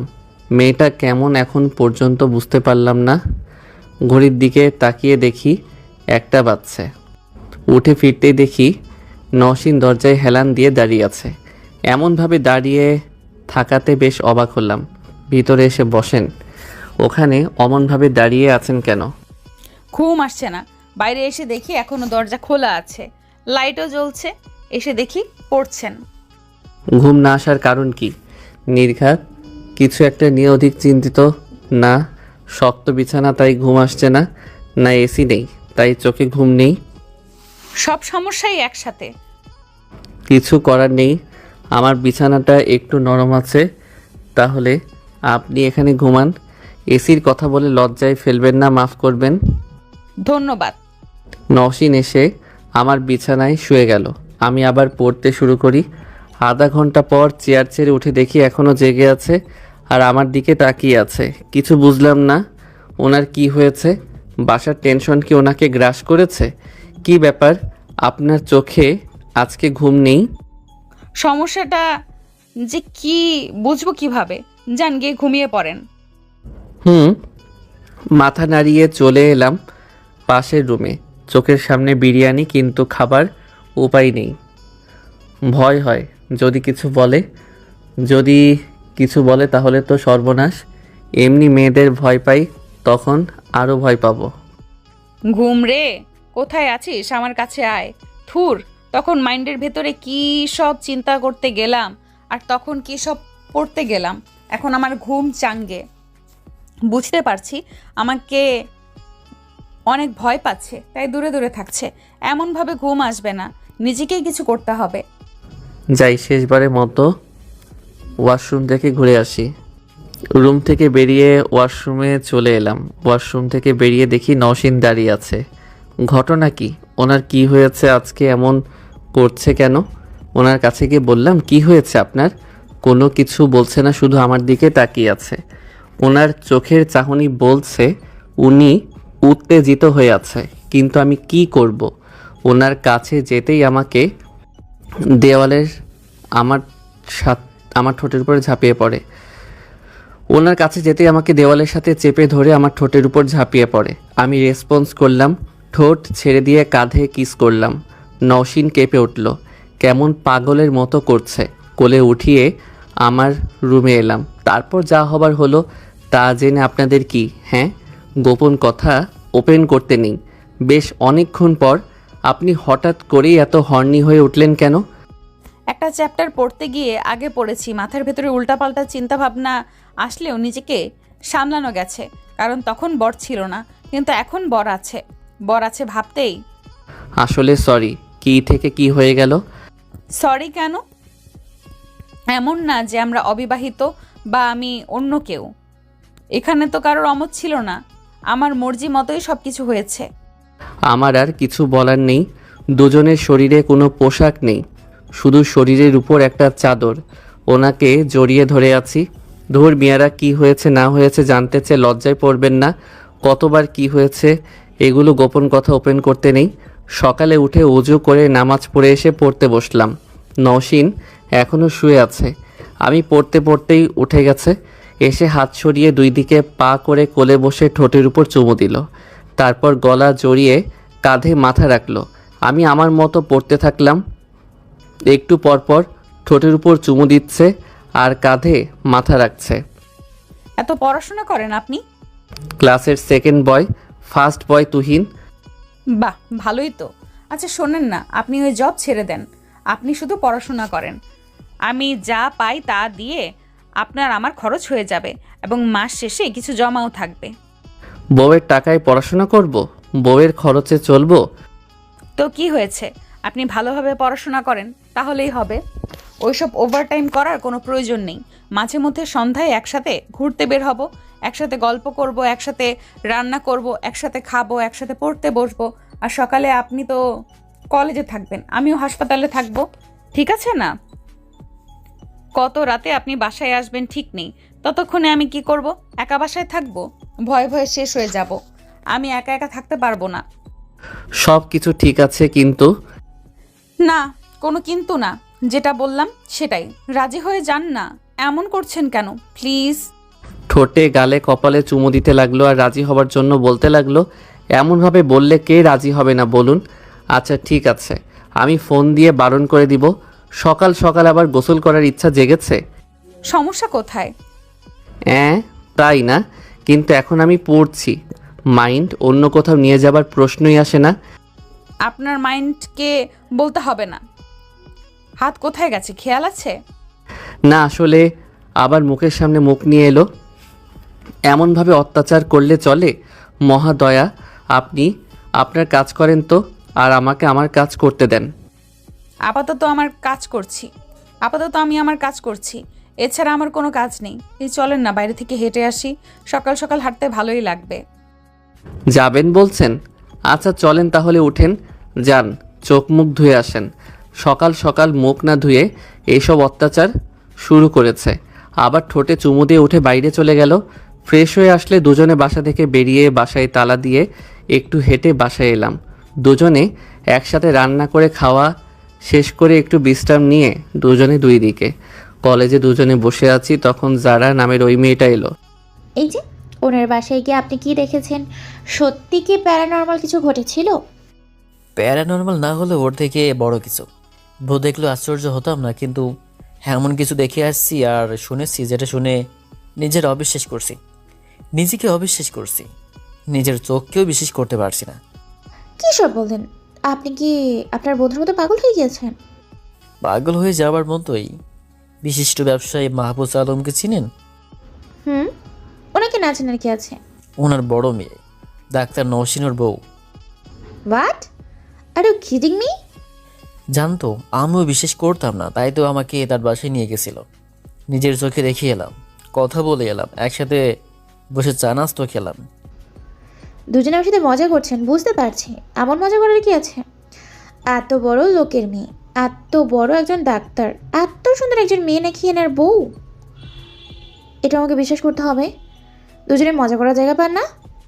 সব কিছু দেখার পরেও আমার বিশ্বাস করতে কষ্ট হচ্ছিল। আর আপনি তো দেখেননি, আমাদের থেকে শুনছেন, বিশ্বাস করবেন কিভাবে? না, আমার বিশ্বাস হলো না। জি না, ওটা সত্যি। এখন বিশ্বাস না করলে আমার কিছু করার নেই, বা আমার বন্ধুরও কিছু করার নেই। সম্পূর্ণ আপনার বিষয়। জি বাই। গতকাল কি রেখেছেন সেটা জানার জন্য এসেছিলাম। যারা মেয়েটা চলে গেল, মেয়েটা যেতেই তুহিন বলল, মেয়েটা অনেক বড় একটা শেখা খেলো, কাজ পায়নি, তোর পিছনে পড়েছিল। আমার হাবাগোবা চেহারার প্রেমে পড়েছিল। মনে মনে হয়তো আমাকে গালি দিচ্ছে। কি ব্যাপার, মন খারাপ কেন? কি হয়েছে? বড় একটা ছেঁকা খেয়ে গেলাম। আমার বিশ্বাস হচ্ছে না, কিন্তু তাও বিশ্বাস করতে হচ্ছে। মানে ছ্যাঁকা? বিশ্বাস হয় না? এসব কি? কিছুই তো বুঝতে পারছি না। আচ্ছা, বিশিষ্ট ব্যবসায়ী মাহফুজ আলমের মেয়ে কি ওই ছেলেকে বিয়ে করবে? তার জামাই হবার ওনার যোগ্যতা আছে? এই শহরের সবচেয়ে সুন্দর মেয়েদের তালিকা করলেই ওনার মেয়ে 1 নম্বরে না হলেও 2য় অথবা 3য় নম্বরে হবে। তারপর উনি একজন ডক্টর। আমার প্রবলেম ওনার কাছে গিয়েছিলাম, তাই ওনাকে দেখা হয়েছে। ওই নওশিন ম্যাম নাকি এর বউ। এটা বিশ্বাস করা যায় বল? কোথায় হাঙর তোলা আর কোথায় খাটের তলা? তোর বিশ্বাস হবে? কিভাবে বলবো বলো, চোখে দেখিনি তাই বলতে পারছি না। হতেও পারে। আমার মাথায় কেমন ঘুরছে ইয়ার, মানে হচ্ছে উল্টে পড়ে যাব। এখানে চুপ করে বসে থাক। আবার যদি নওশিন ম্যামের কাছে যাস তাহলে জিজ্ঞেস করবি। যদিও পার্সোনাল ইনফরমেশন শেয়ার করবে কিনা সন্দেহ। আর কয়েকদিন পরেই যেতে হবে। 1 মাস পর ডেকেছিল, যেতে তো হবে। আহারে বান্ধবী, তোর কথা ভেবেই কষ্ট হচ্ছে। যদিও একজনের প্রেমে পড়লো, কিন্তু ছ্যাঁকা খেয়ে গেল, সে কিনা বিবাহিত। আমার কোনোভাবেই বিশ্বাস হচ্ছে না। তারা দুজন আমাকে মিথ্যে বলছে।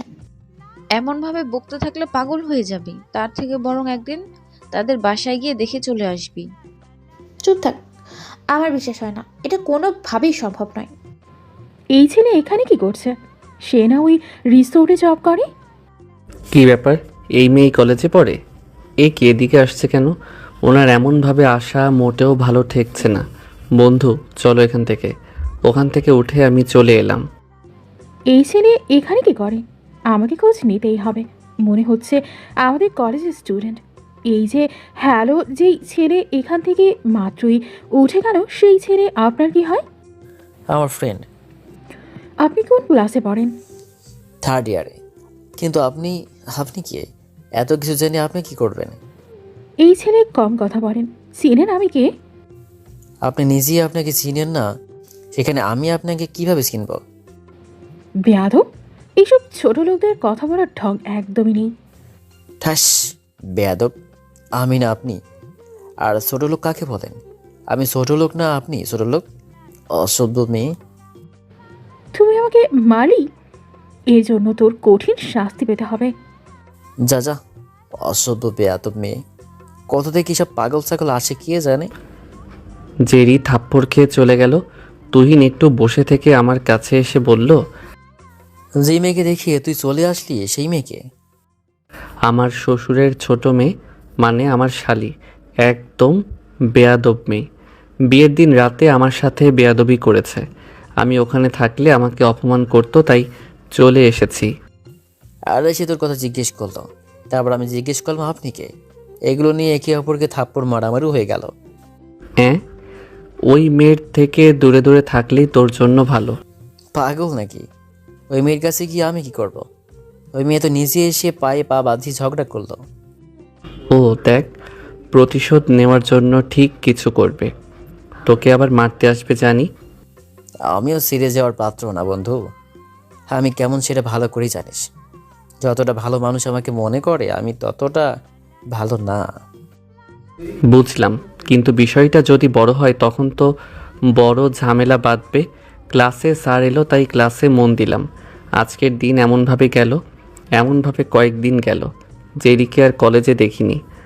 যারা মেয়েটাও আমার সামনে আসেনি।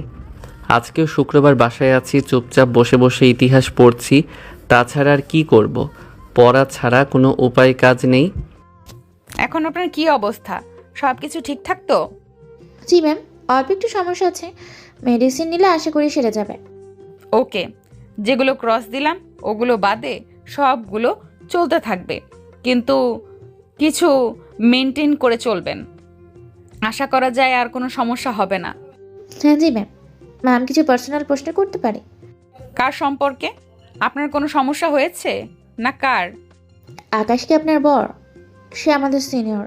বুঝলে তার সাথে আপনার বিয়ে হয়েছে, কিন্তু আমরা বিশ্বাস হয়নি। সে আমার বর। এখন রোগী দেখার সময় আর কিছু না বললেই ভালো হয়। হ্যাঁ জি, আসসালামু আলাইকুম ম্যাম। ম্যাম আর কি আসবো? না, সমস্যা না হলে আর আসার প্রয়োজন নেই। দুপুরে নামাজ পড়ে এসে খাবার নিয়ে বসে নওশিনকে ফোন দিলাম, কিন্তু রিসিভ করলো না। সম্ভবত রোগী দেখছে।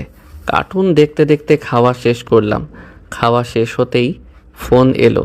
রিসিভ করে সালাম দিলাম, আসসালামু আলাইকুম ম্যামের তাহলে সময় হয়েছে? এতক্ষণে ফ্রি হলাম এবং খাবার জন্য বসলাম। তাহলে খেয়ে নেন, খাওয়া শেষ করে না হয় ফোন দিয়েন। জি জনাব, খেতে খেতেই কথা বলি। যারা নামের কাউকে চেনো?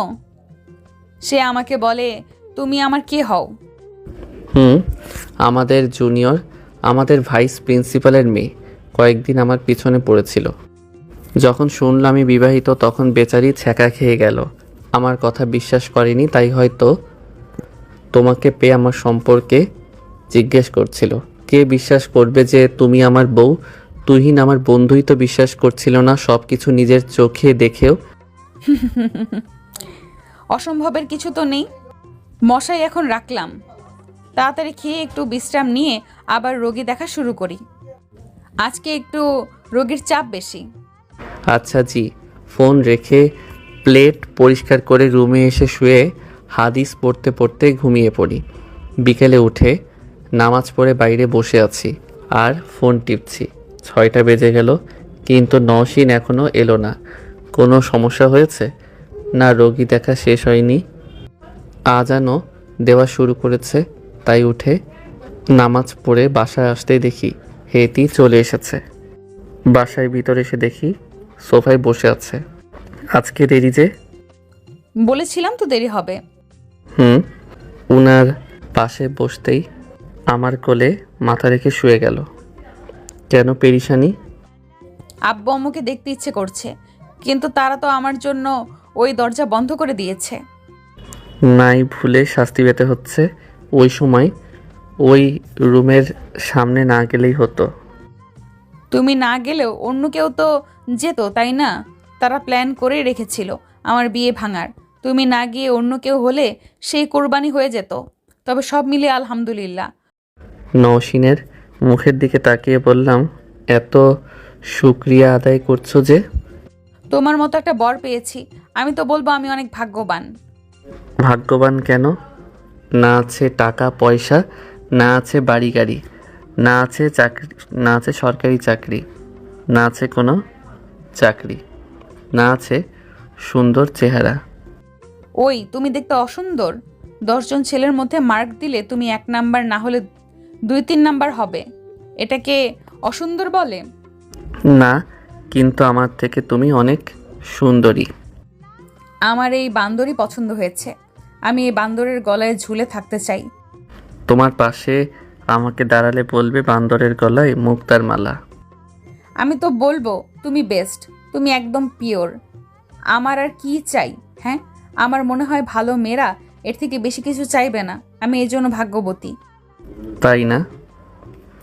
বুকে ঝুঁকে কপালে একটা চুমু দিয়ে বললাম, তুমি শুধু ভাগ্যবতী না, তুমি আমার গুণবতী, রূপবতী, কেশবতী, মায়াবতী, সুহাসিনী।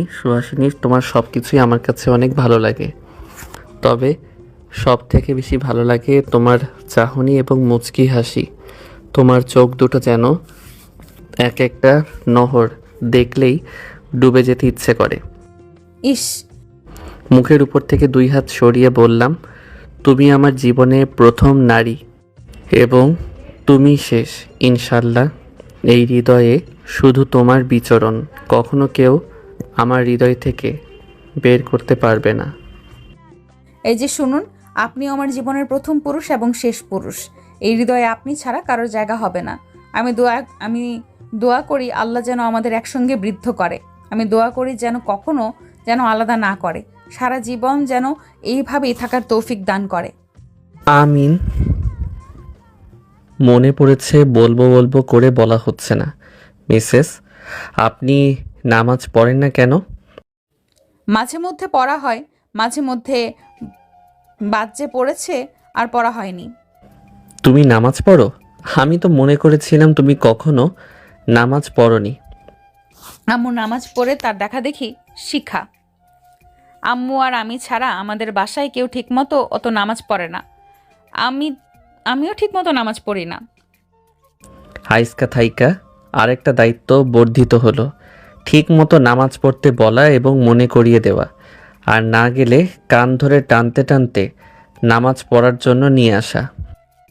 জি জনাব, আপনি যা বলবেন এমনভাবে কি শুধু প্রেম করবেন, না রান্না বান্না কিছু করা লাগবে? প্রেম করে তো পেট ভর্তি হবে না। উঠতে যাবে তখন চেপে ধরলাম। প্রেম করে কি পেট ভরে?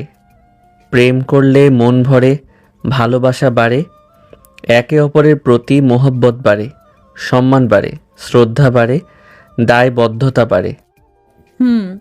আমাকে এখন ছাড়বা? রান্না করতে হবে না? তা হবে, কিন্তু এত তাড়া কিসের জন্য? সবজি মাছ দুপুরে রান্না করাই আছে, শুধু ভাত রান্না করতে হবে। ওটা রান্না করতে কতক্ষণ শুনি? আমি ভাবছিলাম হয়তো সব কিছু রান্না করা লাগবে, তাহলে এমনভাবেই চুপচাপ শুয়ে থাকি। নওশিন শুয়ে থাকলো, আমি ফোন নিয়ে ফেসবুকে ঢুকলাম। আমার ফোন না, নওশিনের ফোন। এটা ওনার আইডি না পেজ।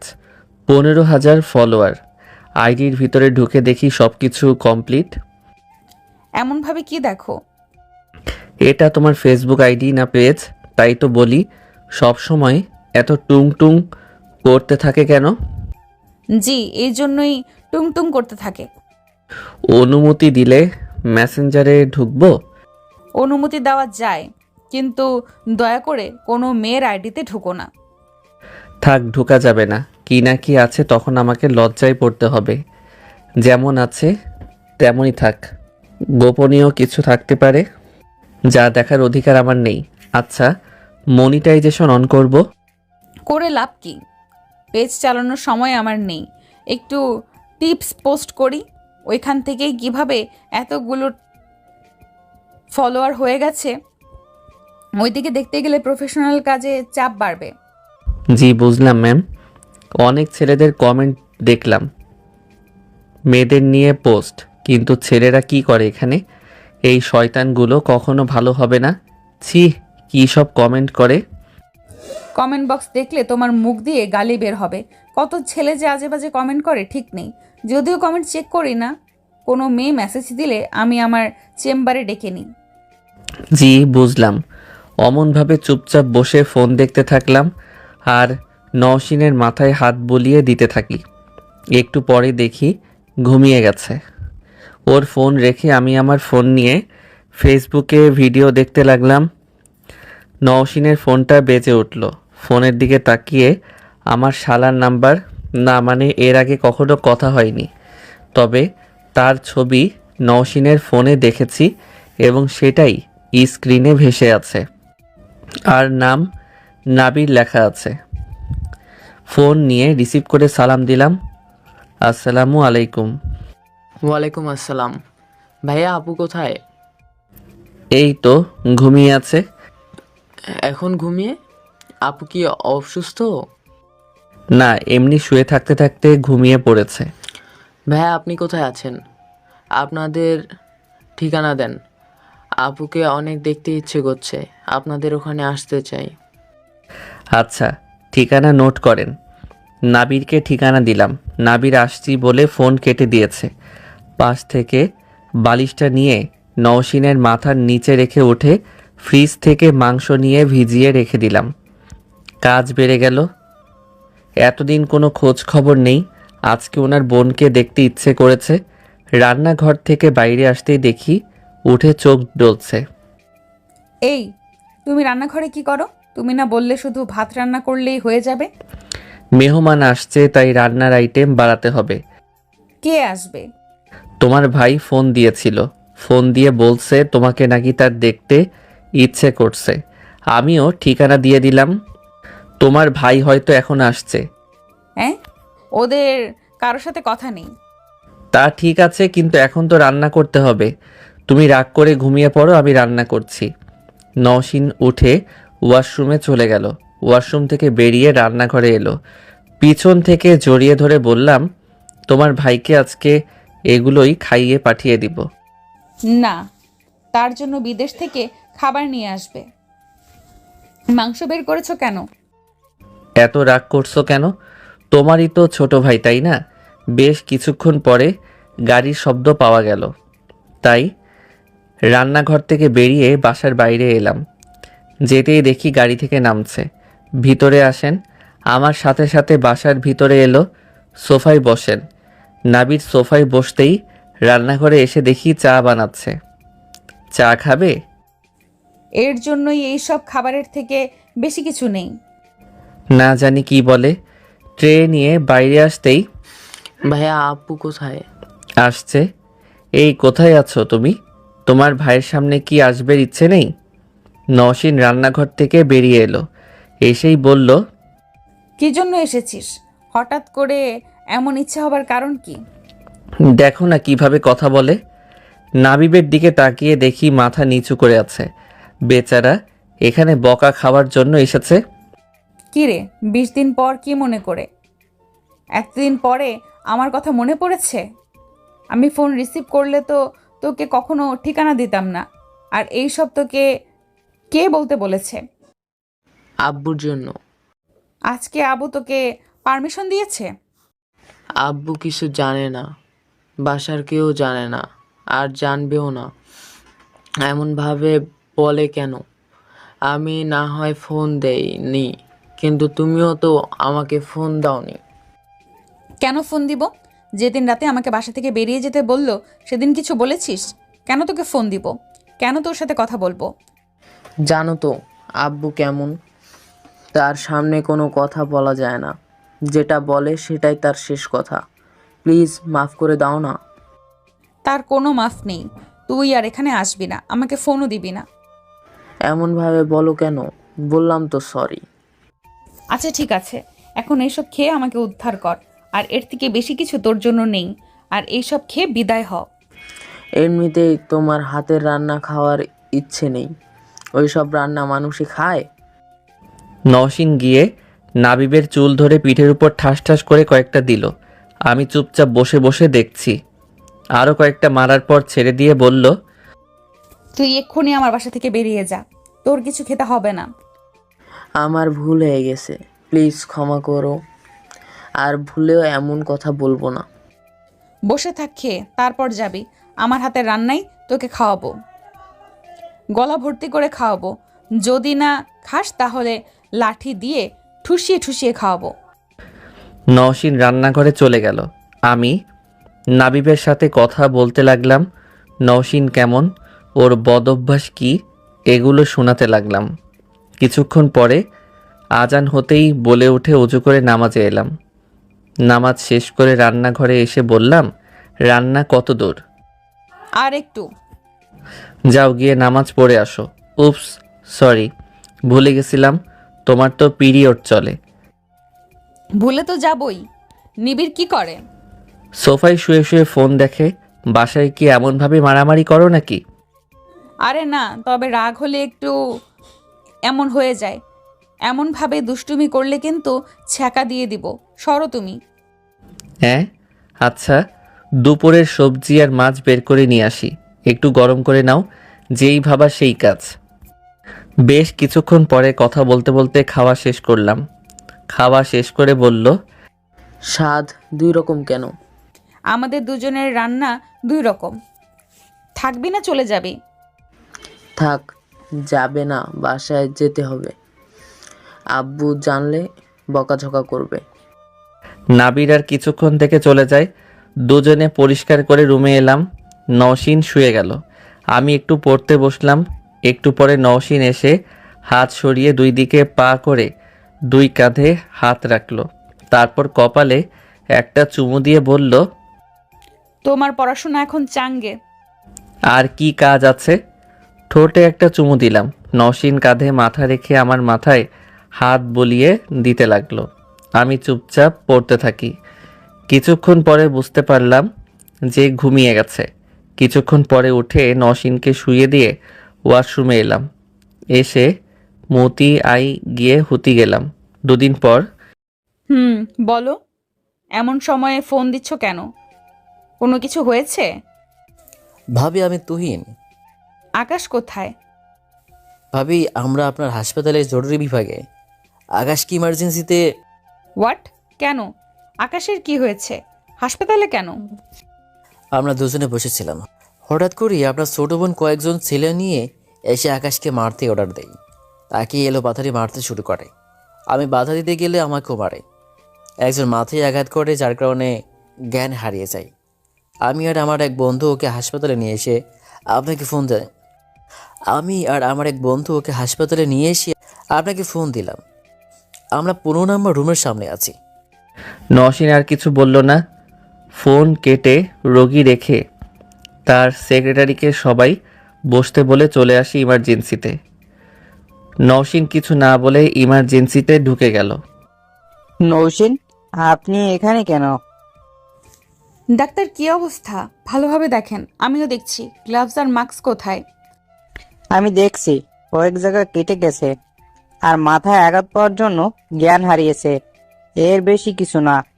আপনি এত অস্থির হচ্ছেন কেন? কি হন উনি? আমার বর হয়। নার্স, আমাকে গ্লাভস আর মাস্ক এনে দাও। আর কোনো সমস্যা নেই, ক্ষত পরিষ্কার করে দিয়েছি, মেডিসিনও লাগানো হয়েছে। একটু পরেই জ্ঞান ফিরে আসবে। মনে হচ্ছে কেউ ওনাকে মেরেছে। সেটাই শুনলাম, ওর বন্ধুরা তাই বলল। তাহলে সেদিন যা শুনছিলাম সত্যি? এনার সাথেই তাহলে আপনার বিয়ে হয়েছে? জি, এখানেই থাক এমন ভাবে। জ্ঞান ফিরলে বাসায় নিয়ে চলে যাব। জি, আমি কিছু ওষুধ লিখে দিচ্ছি, এগুলো খাওয়াবেন, তাহলে তাড়াতাড়ি সুস্থ হয়ে যাবে। আমি তাহলে গেলাম। জি, আজকে আর রোগী দেখা হলো না। ফোন দিয়ে বারণ করে দিই। হ্যালো সবাইকে জানিয়ে দেন, দুপুরের পরে রোগী দেখব। রুমের ভেতর যে আছে তাকে বসে থাকতে বলেন। কিছুক্ষণ পরে আমি আসছি। আগে আসলে আগেই রোগী দেখব। বেশ কিছুক্ষণ পরে তুহিন ভিতরে আসে। ভিতরে ঢুকতেই নওশিন বলে, কোনো কারণ ছাড়াই এমন করলো? জি, আমরা বসেছিলাম তখন আপনার ছোট বোন এসে কোনো কিছু না বলেই মারতে লাগলো। আকাশ বলছিল আপনার বোন তাকে পছন্দ করে না। আপনাদের যেদিন বিয়ে হয় সেদিন ওর মুখে ড্রিঙ্কস ছুঁড়ে মেরেছিল এবং লাথিতে ফেলেও দিয়েছিল। আপনার বোনের একটাই কথা, আকাশকে তার পছন্দ না। আপনি কিছুক্ষণ এখানে বসে থাকতে পারবেন? আমি একটু এক জায়গায় যাব। জি পারবো। নওশিন আমার হাত ছেড়ে উঠে চলে গেল। কোথায় গেল বলে গেল না। বেশ কিছুক্ষণ পরে, কি মনে করে এসেছো? তোমাকে না বলছি তুমি আমার সামনে আসবে না? আমার অপরাধ কি পাপা? তোমার পছন্দের ছেলেকে বিয়ে করতে না চাওয়া কি আমার অপরাধ? এর থেকে বেশি কিছু তো আমি করিনি। সেদিন কিভাবে কি হয়েছে বলতে পারবো না। না আমার কোনো দোষ ছিল না, না ওই ছেলের। তুমি রাগ করে ওই ছেলের সাথে আমার বিয়ে দিয়ে দিলে। পাপা, মানুষ রাগ করে কোনো ডিসিশন নিলে নাকি ভুল হয়, কিন্তু তোমার এই ডিসিশনে কোনো ভুল ছিল না। আমি আকাশকে হাজব্যান্ড হিসেবে পেয়ে গর্বিত। আমি ভাগ্যবান, তাই ওর মতো ছেলেকে বর হিসেবে পেয়েছি। আমি তার সাথে ভালো আছি এবং সুখেই আছি। আচ্ছা পাপা, আমি কি তোমার কখনো অবাধ্য হয়েছি? আমার ইচ্ছে না থাকা সত্ত্বেও তুমি বিয়ে দিতে চাইলে। 50 আমি রাজি হয়ে বিয়ে করতে গেলাম, আর এখন একটা অ্যাক্সিডেন্ট হয়ে গেল। কি বলবা পরিষ্কার করে বলো। ঘুরিয়ে ফিরিয়ে কথা বলা পছন্দ করি না, সেটা ভালো করেই জানো। পাপা, তোমার ছোট মেয়েকে কি একটু বারণ করে দিবা? বলে দিবা যেন আমাদের সুখের জীবনে দুঃখ না দেয়, আমাদের যেন বিরক্ত না করে। প্লিজ বাবা, বলে দিবা? তোমার কাছে হাত জোড় করছি। মানে তুমি কি বলতে চাইছো? তোমার কথা আমি কিছুই বুঝলাম না। জেরি আবার কি করলো? লোকজন ভাড়া করে আমার হাজবেন্ডকে মেরে রক্তাক্ত করেছে, মেরে মাথা ফাটিয়ে দিয়েছে। এখন হাসপাতালে ভর্তি আছে। পাপা, আমার হাজবেন্ডকে তার পছন্দ হয়নি বলে এমনভাবে মারবে? আমার তো তাকে পছন্দ হয়েছে। তুমি তো তার সাথে আমার বিয়ে দিয়েছো, ওর সাথে নয়। তাহলে এখানে ওর পছন্দ অপছন্দের কি আছে পাপা? পাপা কেন আমার হাজবেন্ডকে মারলো? কি ক্ষতি করেছে সে? তাকে কি হুমকি দিয়েছে? তাকে কি হুমকি ধামকি দিয়েছে? তোমাদের কাউকে কিছু বলেছে? তোমাদের থেকে কিছু চেয়েছে? তাহলে কেন এমন করলো বলতে পারো পাপা? তুমি যা বলছো তাই তো আমি করেছি, কোনো প্রতিবাদ করিনি। তোমার ডিসিশন মেনে নিয়েছি, তারপরেও কেন এমন করলো পাপা? পাপা প্লিজ, জেরিকে বারণ করে দিও। তোমার কাছে আমার রিকোয়েস্ট থাকলো। নওশিন এগুলো বলে ওর বাবার অফিস থেকে বের হতেই দেখে নাবির আসছে। আপু কি হয়েছে, কান্না করছো কেন? তুমি অফিসে এখন এসেছিলে? নওশিন কোনো উত্তর না দিয়ে চলে আসে। নাবির ওর বাবার কেবিনে গিয়ে দেখে চুপচাপ বসে আছে। ফেসে রাগের ছাপ স্পষ্ট বোঝা যাচ্ছে। এমন রেগে থাকতে দেখে নাবির ভয় পেয়ে যায়। আব্বু আপু কি জন্য এসেছিল? এমন ভাবে কান্না করতে করতে গেল কেন? কি হয়েছে? জেরিকে কলেজ থেকে নিয়ে বাসায় আসো। আমি বাসায় গেলাম। কি হয়েছে? তোমাকে কি বললাম শুনতে পাওনি? তোমাকে যেটা বললাম তুমি সেটা করো। বেশি কথা বলা পছন্দ করি না, তুমি জানো। নাবিবের দ্বিতীয় কথা বলার সাহস হলো না। নাবির অফিস থেকে বেরিয়ে যায় আর উনিও বাসার উদ্দেশ্যে রওনা দেয়। তোর জ্ঞান ফিরেছে? হাসপাতাল কে নিয়ে এলো? আমি আর টুয়েল চলে গেছে। ভাবি আমাকে এখানে থাকতে বলি, কোথায় যে গেল কিছু বলে গেল না। বললো আমি যেন একটু এখানে থাকি। কোথায় যেতে পারে? বন্ধু, তোর ভাগ্য দেখে আমার হিংসা হচ্ছে। তুই বলতি আল্লাহ তোকে সব দিক থেকেই পঙ্গু করে রেখেছে, সব দিক থেকে তোর ভাগ্য খারাপ। কিন্তু আমার কাছে কি মনে হয় জানিস? তোকে আল্লাহ সেরকম করে রেখেছিলেন এমন কিছু দিবে বলে। তুই অনেক ভাগ্যবান। ভাবি যতক্ষণ এখানে ছিল ততক্ষণ তোর হাত ধরে বসে চোখের পানি ফেলছিল। ভাবির সেই দিনের কথা বিশ্বাস না হলেও আজকে বিশ্বাস করছি। আমি ভেবেছিলাম সে অহংকারী হবে, তোর সাথে খারাপ ব্যবহার করবে, তোর সাথে থাকবে না, কিন্তু সব কিছু কেমন যেন উল্টোপাল্টা। ভাবি আর তার ছোট বোনের মধ্যে আকাশ এবং জমির পার্থক্য। আমিও এই সবই ভেবেছিলাম, কিন্তু তেমন কিছু হয়নি। যেমন রূপ তেমনই ব্যবহার, যেমন নাম তেমনই সে। মিষ্টি তো আর টক হয় না। আমার ফোন কোথায়? ফোন দিয়ে দেখি কোথায় আছে। তোর ফোন আমার কাছে, ভাবিকে ফোন দেওয়ার জন্য নিয়েছিলাম, এই নে। তুহিন ফোন দিতেই নওশিনকে ফোন দিলাম। কয়েকবার রিং হবার পর রিসিভ করলো। কোথায় গেছো তুমি? আর কোথায় আছো? রাস্তায় আর কয়েক মিনিটের মধ্যেই চলে আসছি। ফোন কেটে দিল। আমি চুপচাপ শুয়ে আছি। একটু পরে নওশিন এলো, এসে আমার হাত ধরে মুখে ঠেকিয়ে কান্না করে দিল। আমি তো ঠিক আছি, কান্না করছো কেন? আমার জন্য তোমাকে এমনভাবে মার খেতে হয়েছে। কী সব বলো তুমি? আবার কি করেছো? জেরির ভুল ছিল, ছোট মানুষ ভুল করেছে, কিন্তু তুমি কোথায় গেছিলে? পাপার সাথে কথা বলতে গিয়েছিলাম। কেন তার ছোট মেয়ে এমন করলো সেটাই জিজ্ঞাসা করতে গিয়েছিলাম। উনি কিভাবে জানবে জেরি কেন এমন করেছে? তো জেরিকে জিজ্ঞেস করা উচিত। এক ছিল ওনাকে নয়। সে যাই হোক, এখন বাসায় চলো, আমি এসে বিল পে করে দিব। তোমাকে বাসায় রেখে আসছি। তুমি তোমার দায়িত্ব পালন করো, আমি এখানে কিছুক্ষণ শুয়ে থাকি। এখানে একটু রেস্ট নিয়ে চলে যাব।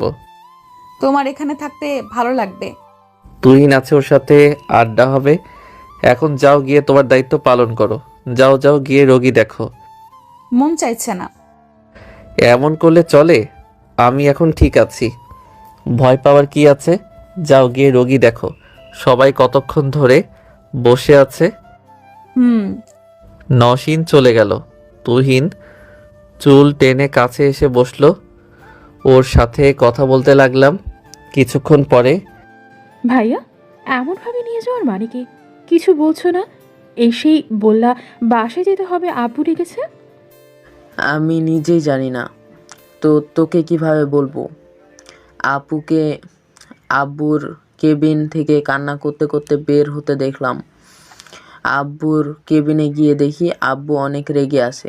তারপর তাকে কাজের থেকে বাসায় নিয়ে যাবার অর্ডার দিল। এর মধ্যে তুই জানিস কি করেছিস? তাহলে আমি বাসায় যাব না। প্লিজ ভাইয়া, তুমি আমাকে নামিয়ে দাও। কি করছিস তুই? এমনভাবে ভয় পাচ্ছিস কেন? ভয় পাওয়ার কিচ্ছু নেই, আমি তোর ভাই আছি না। আব্বু যেই রাগী, আব্বুর সামনে দাঁড়ানোর সাহস কারো নেই। বাসায় চল, কিছু হবে না, ভয় পাওয়ার কিচ্ছু নেই, আব্বু কিছু বলবে না। একটু পরে ওরা বাসায় যায়। বাসার ভিতরে যেতেই, আজকে কলেজে কি হয়েছে? কিছু না তো আব্বু, কলেজ আবার কি হবে? ঠাস, তোমার সাহস কি করে হয় আমাকে মিথ্যা বলার? তোমার বড় বোনের হাজবেন্ডকে কেন লোক দিয়ে মারিয়েছো? সে তোমার কি করেছে? কেন সে আকতি মিনতি করে গেল যেন তোমাকে আমি বারণ করে দিই? কেন আমি তার সামনে অপরাধীর মতো চুপচাপ ছিলাম? তার কথা শুনে নিজেকে অত্যাচারী, নিষ্ঠুর মনে হচ্ছিল। কেন নিজের মেয়ের সামনে এমনভাবে মাথা নিচু করে থাকতে হলো? আমার ভুল হয়ে গেছে। ঠাস ঠাস, ভুল? এটা কেমন ভুল? তোমার পছন্দ অপছন্দের এখানে কি আসে যায়? তোমার সাথে তো তার বিয়ে দেয়নি। তোমার কাউকে পছন্দ হয়নি বলে তুমি তাকে লোক দিয়ে মারবে? আর এমন হবে না, আমার ভুল হয়ে গেছে। আর এমন কিছু শুনলে তোমাকে নিজের হাতে খুন করব। এইবারের মতো তোমাকে মাফ করে দিলাম। দুপুরের দিকে নওশিন এলো। এখন বাসায় চলে যাব, তুমি একেবারে বিকেলে আসো।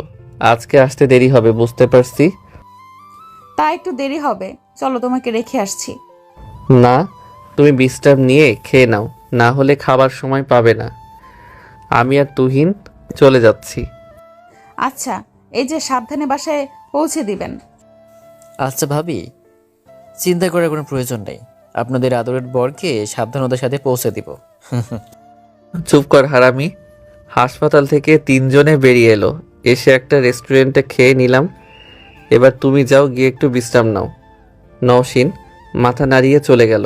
তুহিন গিয়ে বাইক নিয়ে আসতেই উঠে চলে আসি বাসায়। সন্ধ্যায় সোফায় বসে আছি, দেখলাম নওশিন এলো।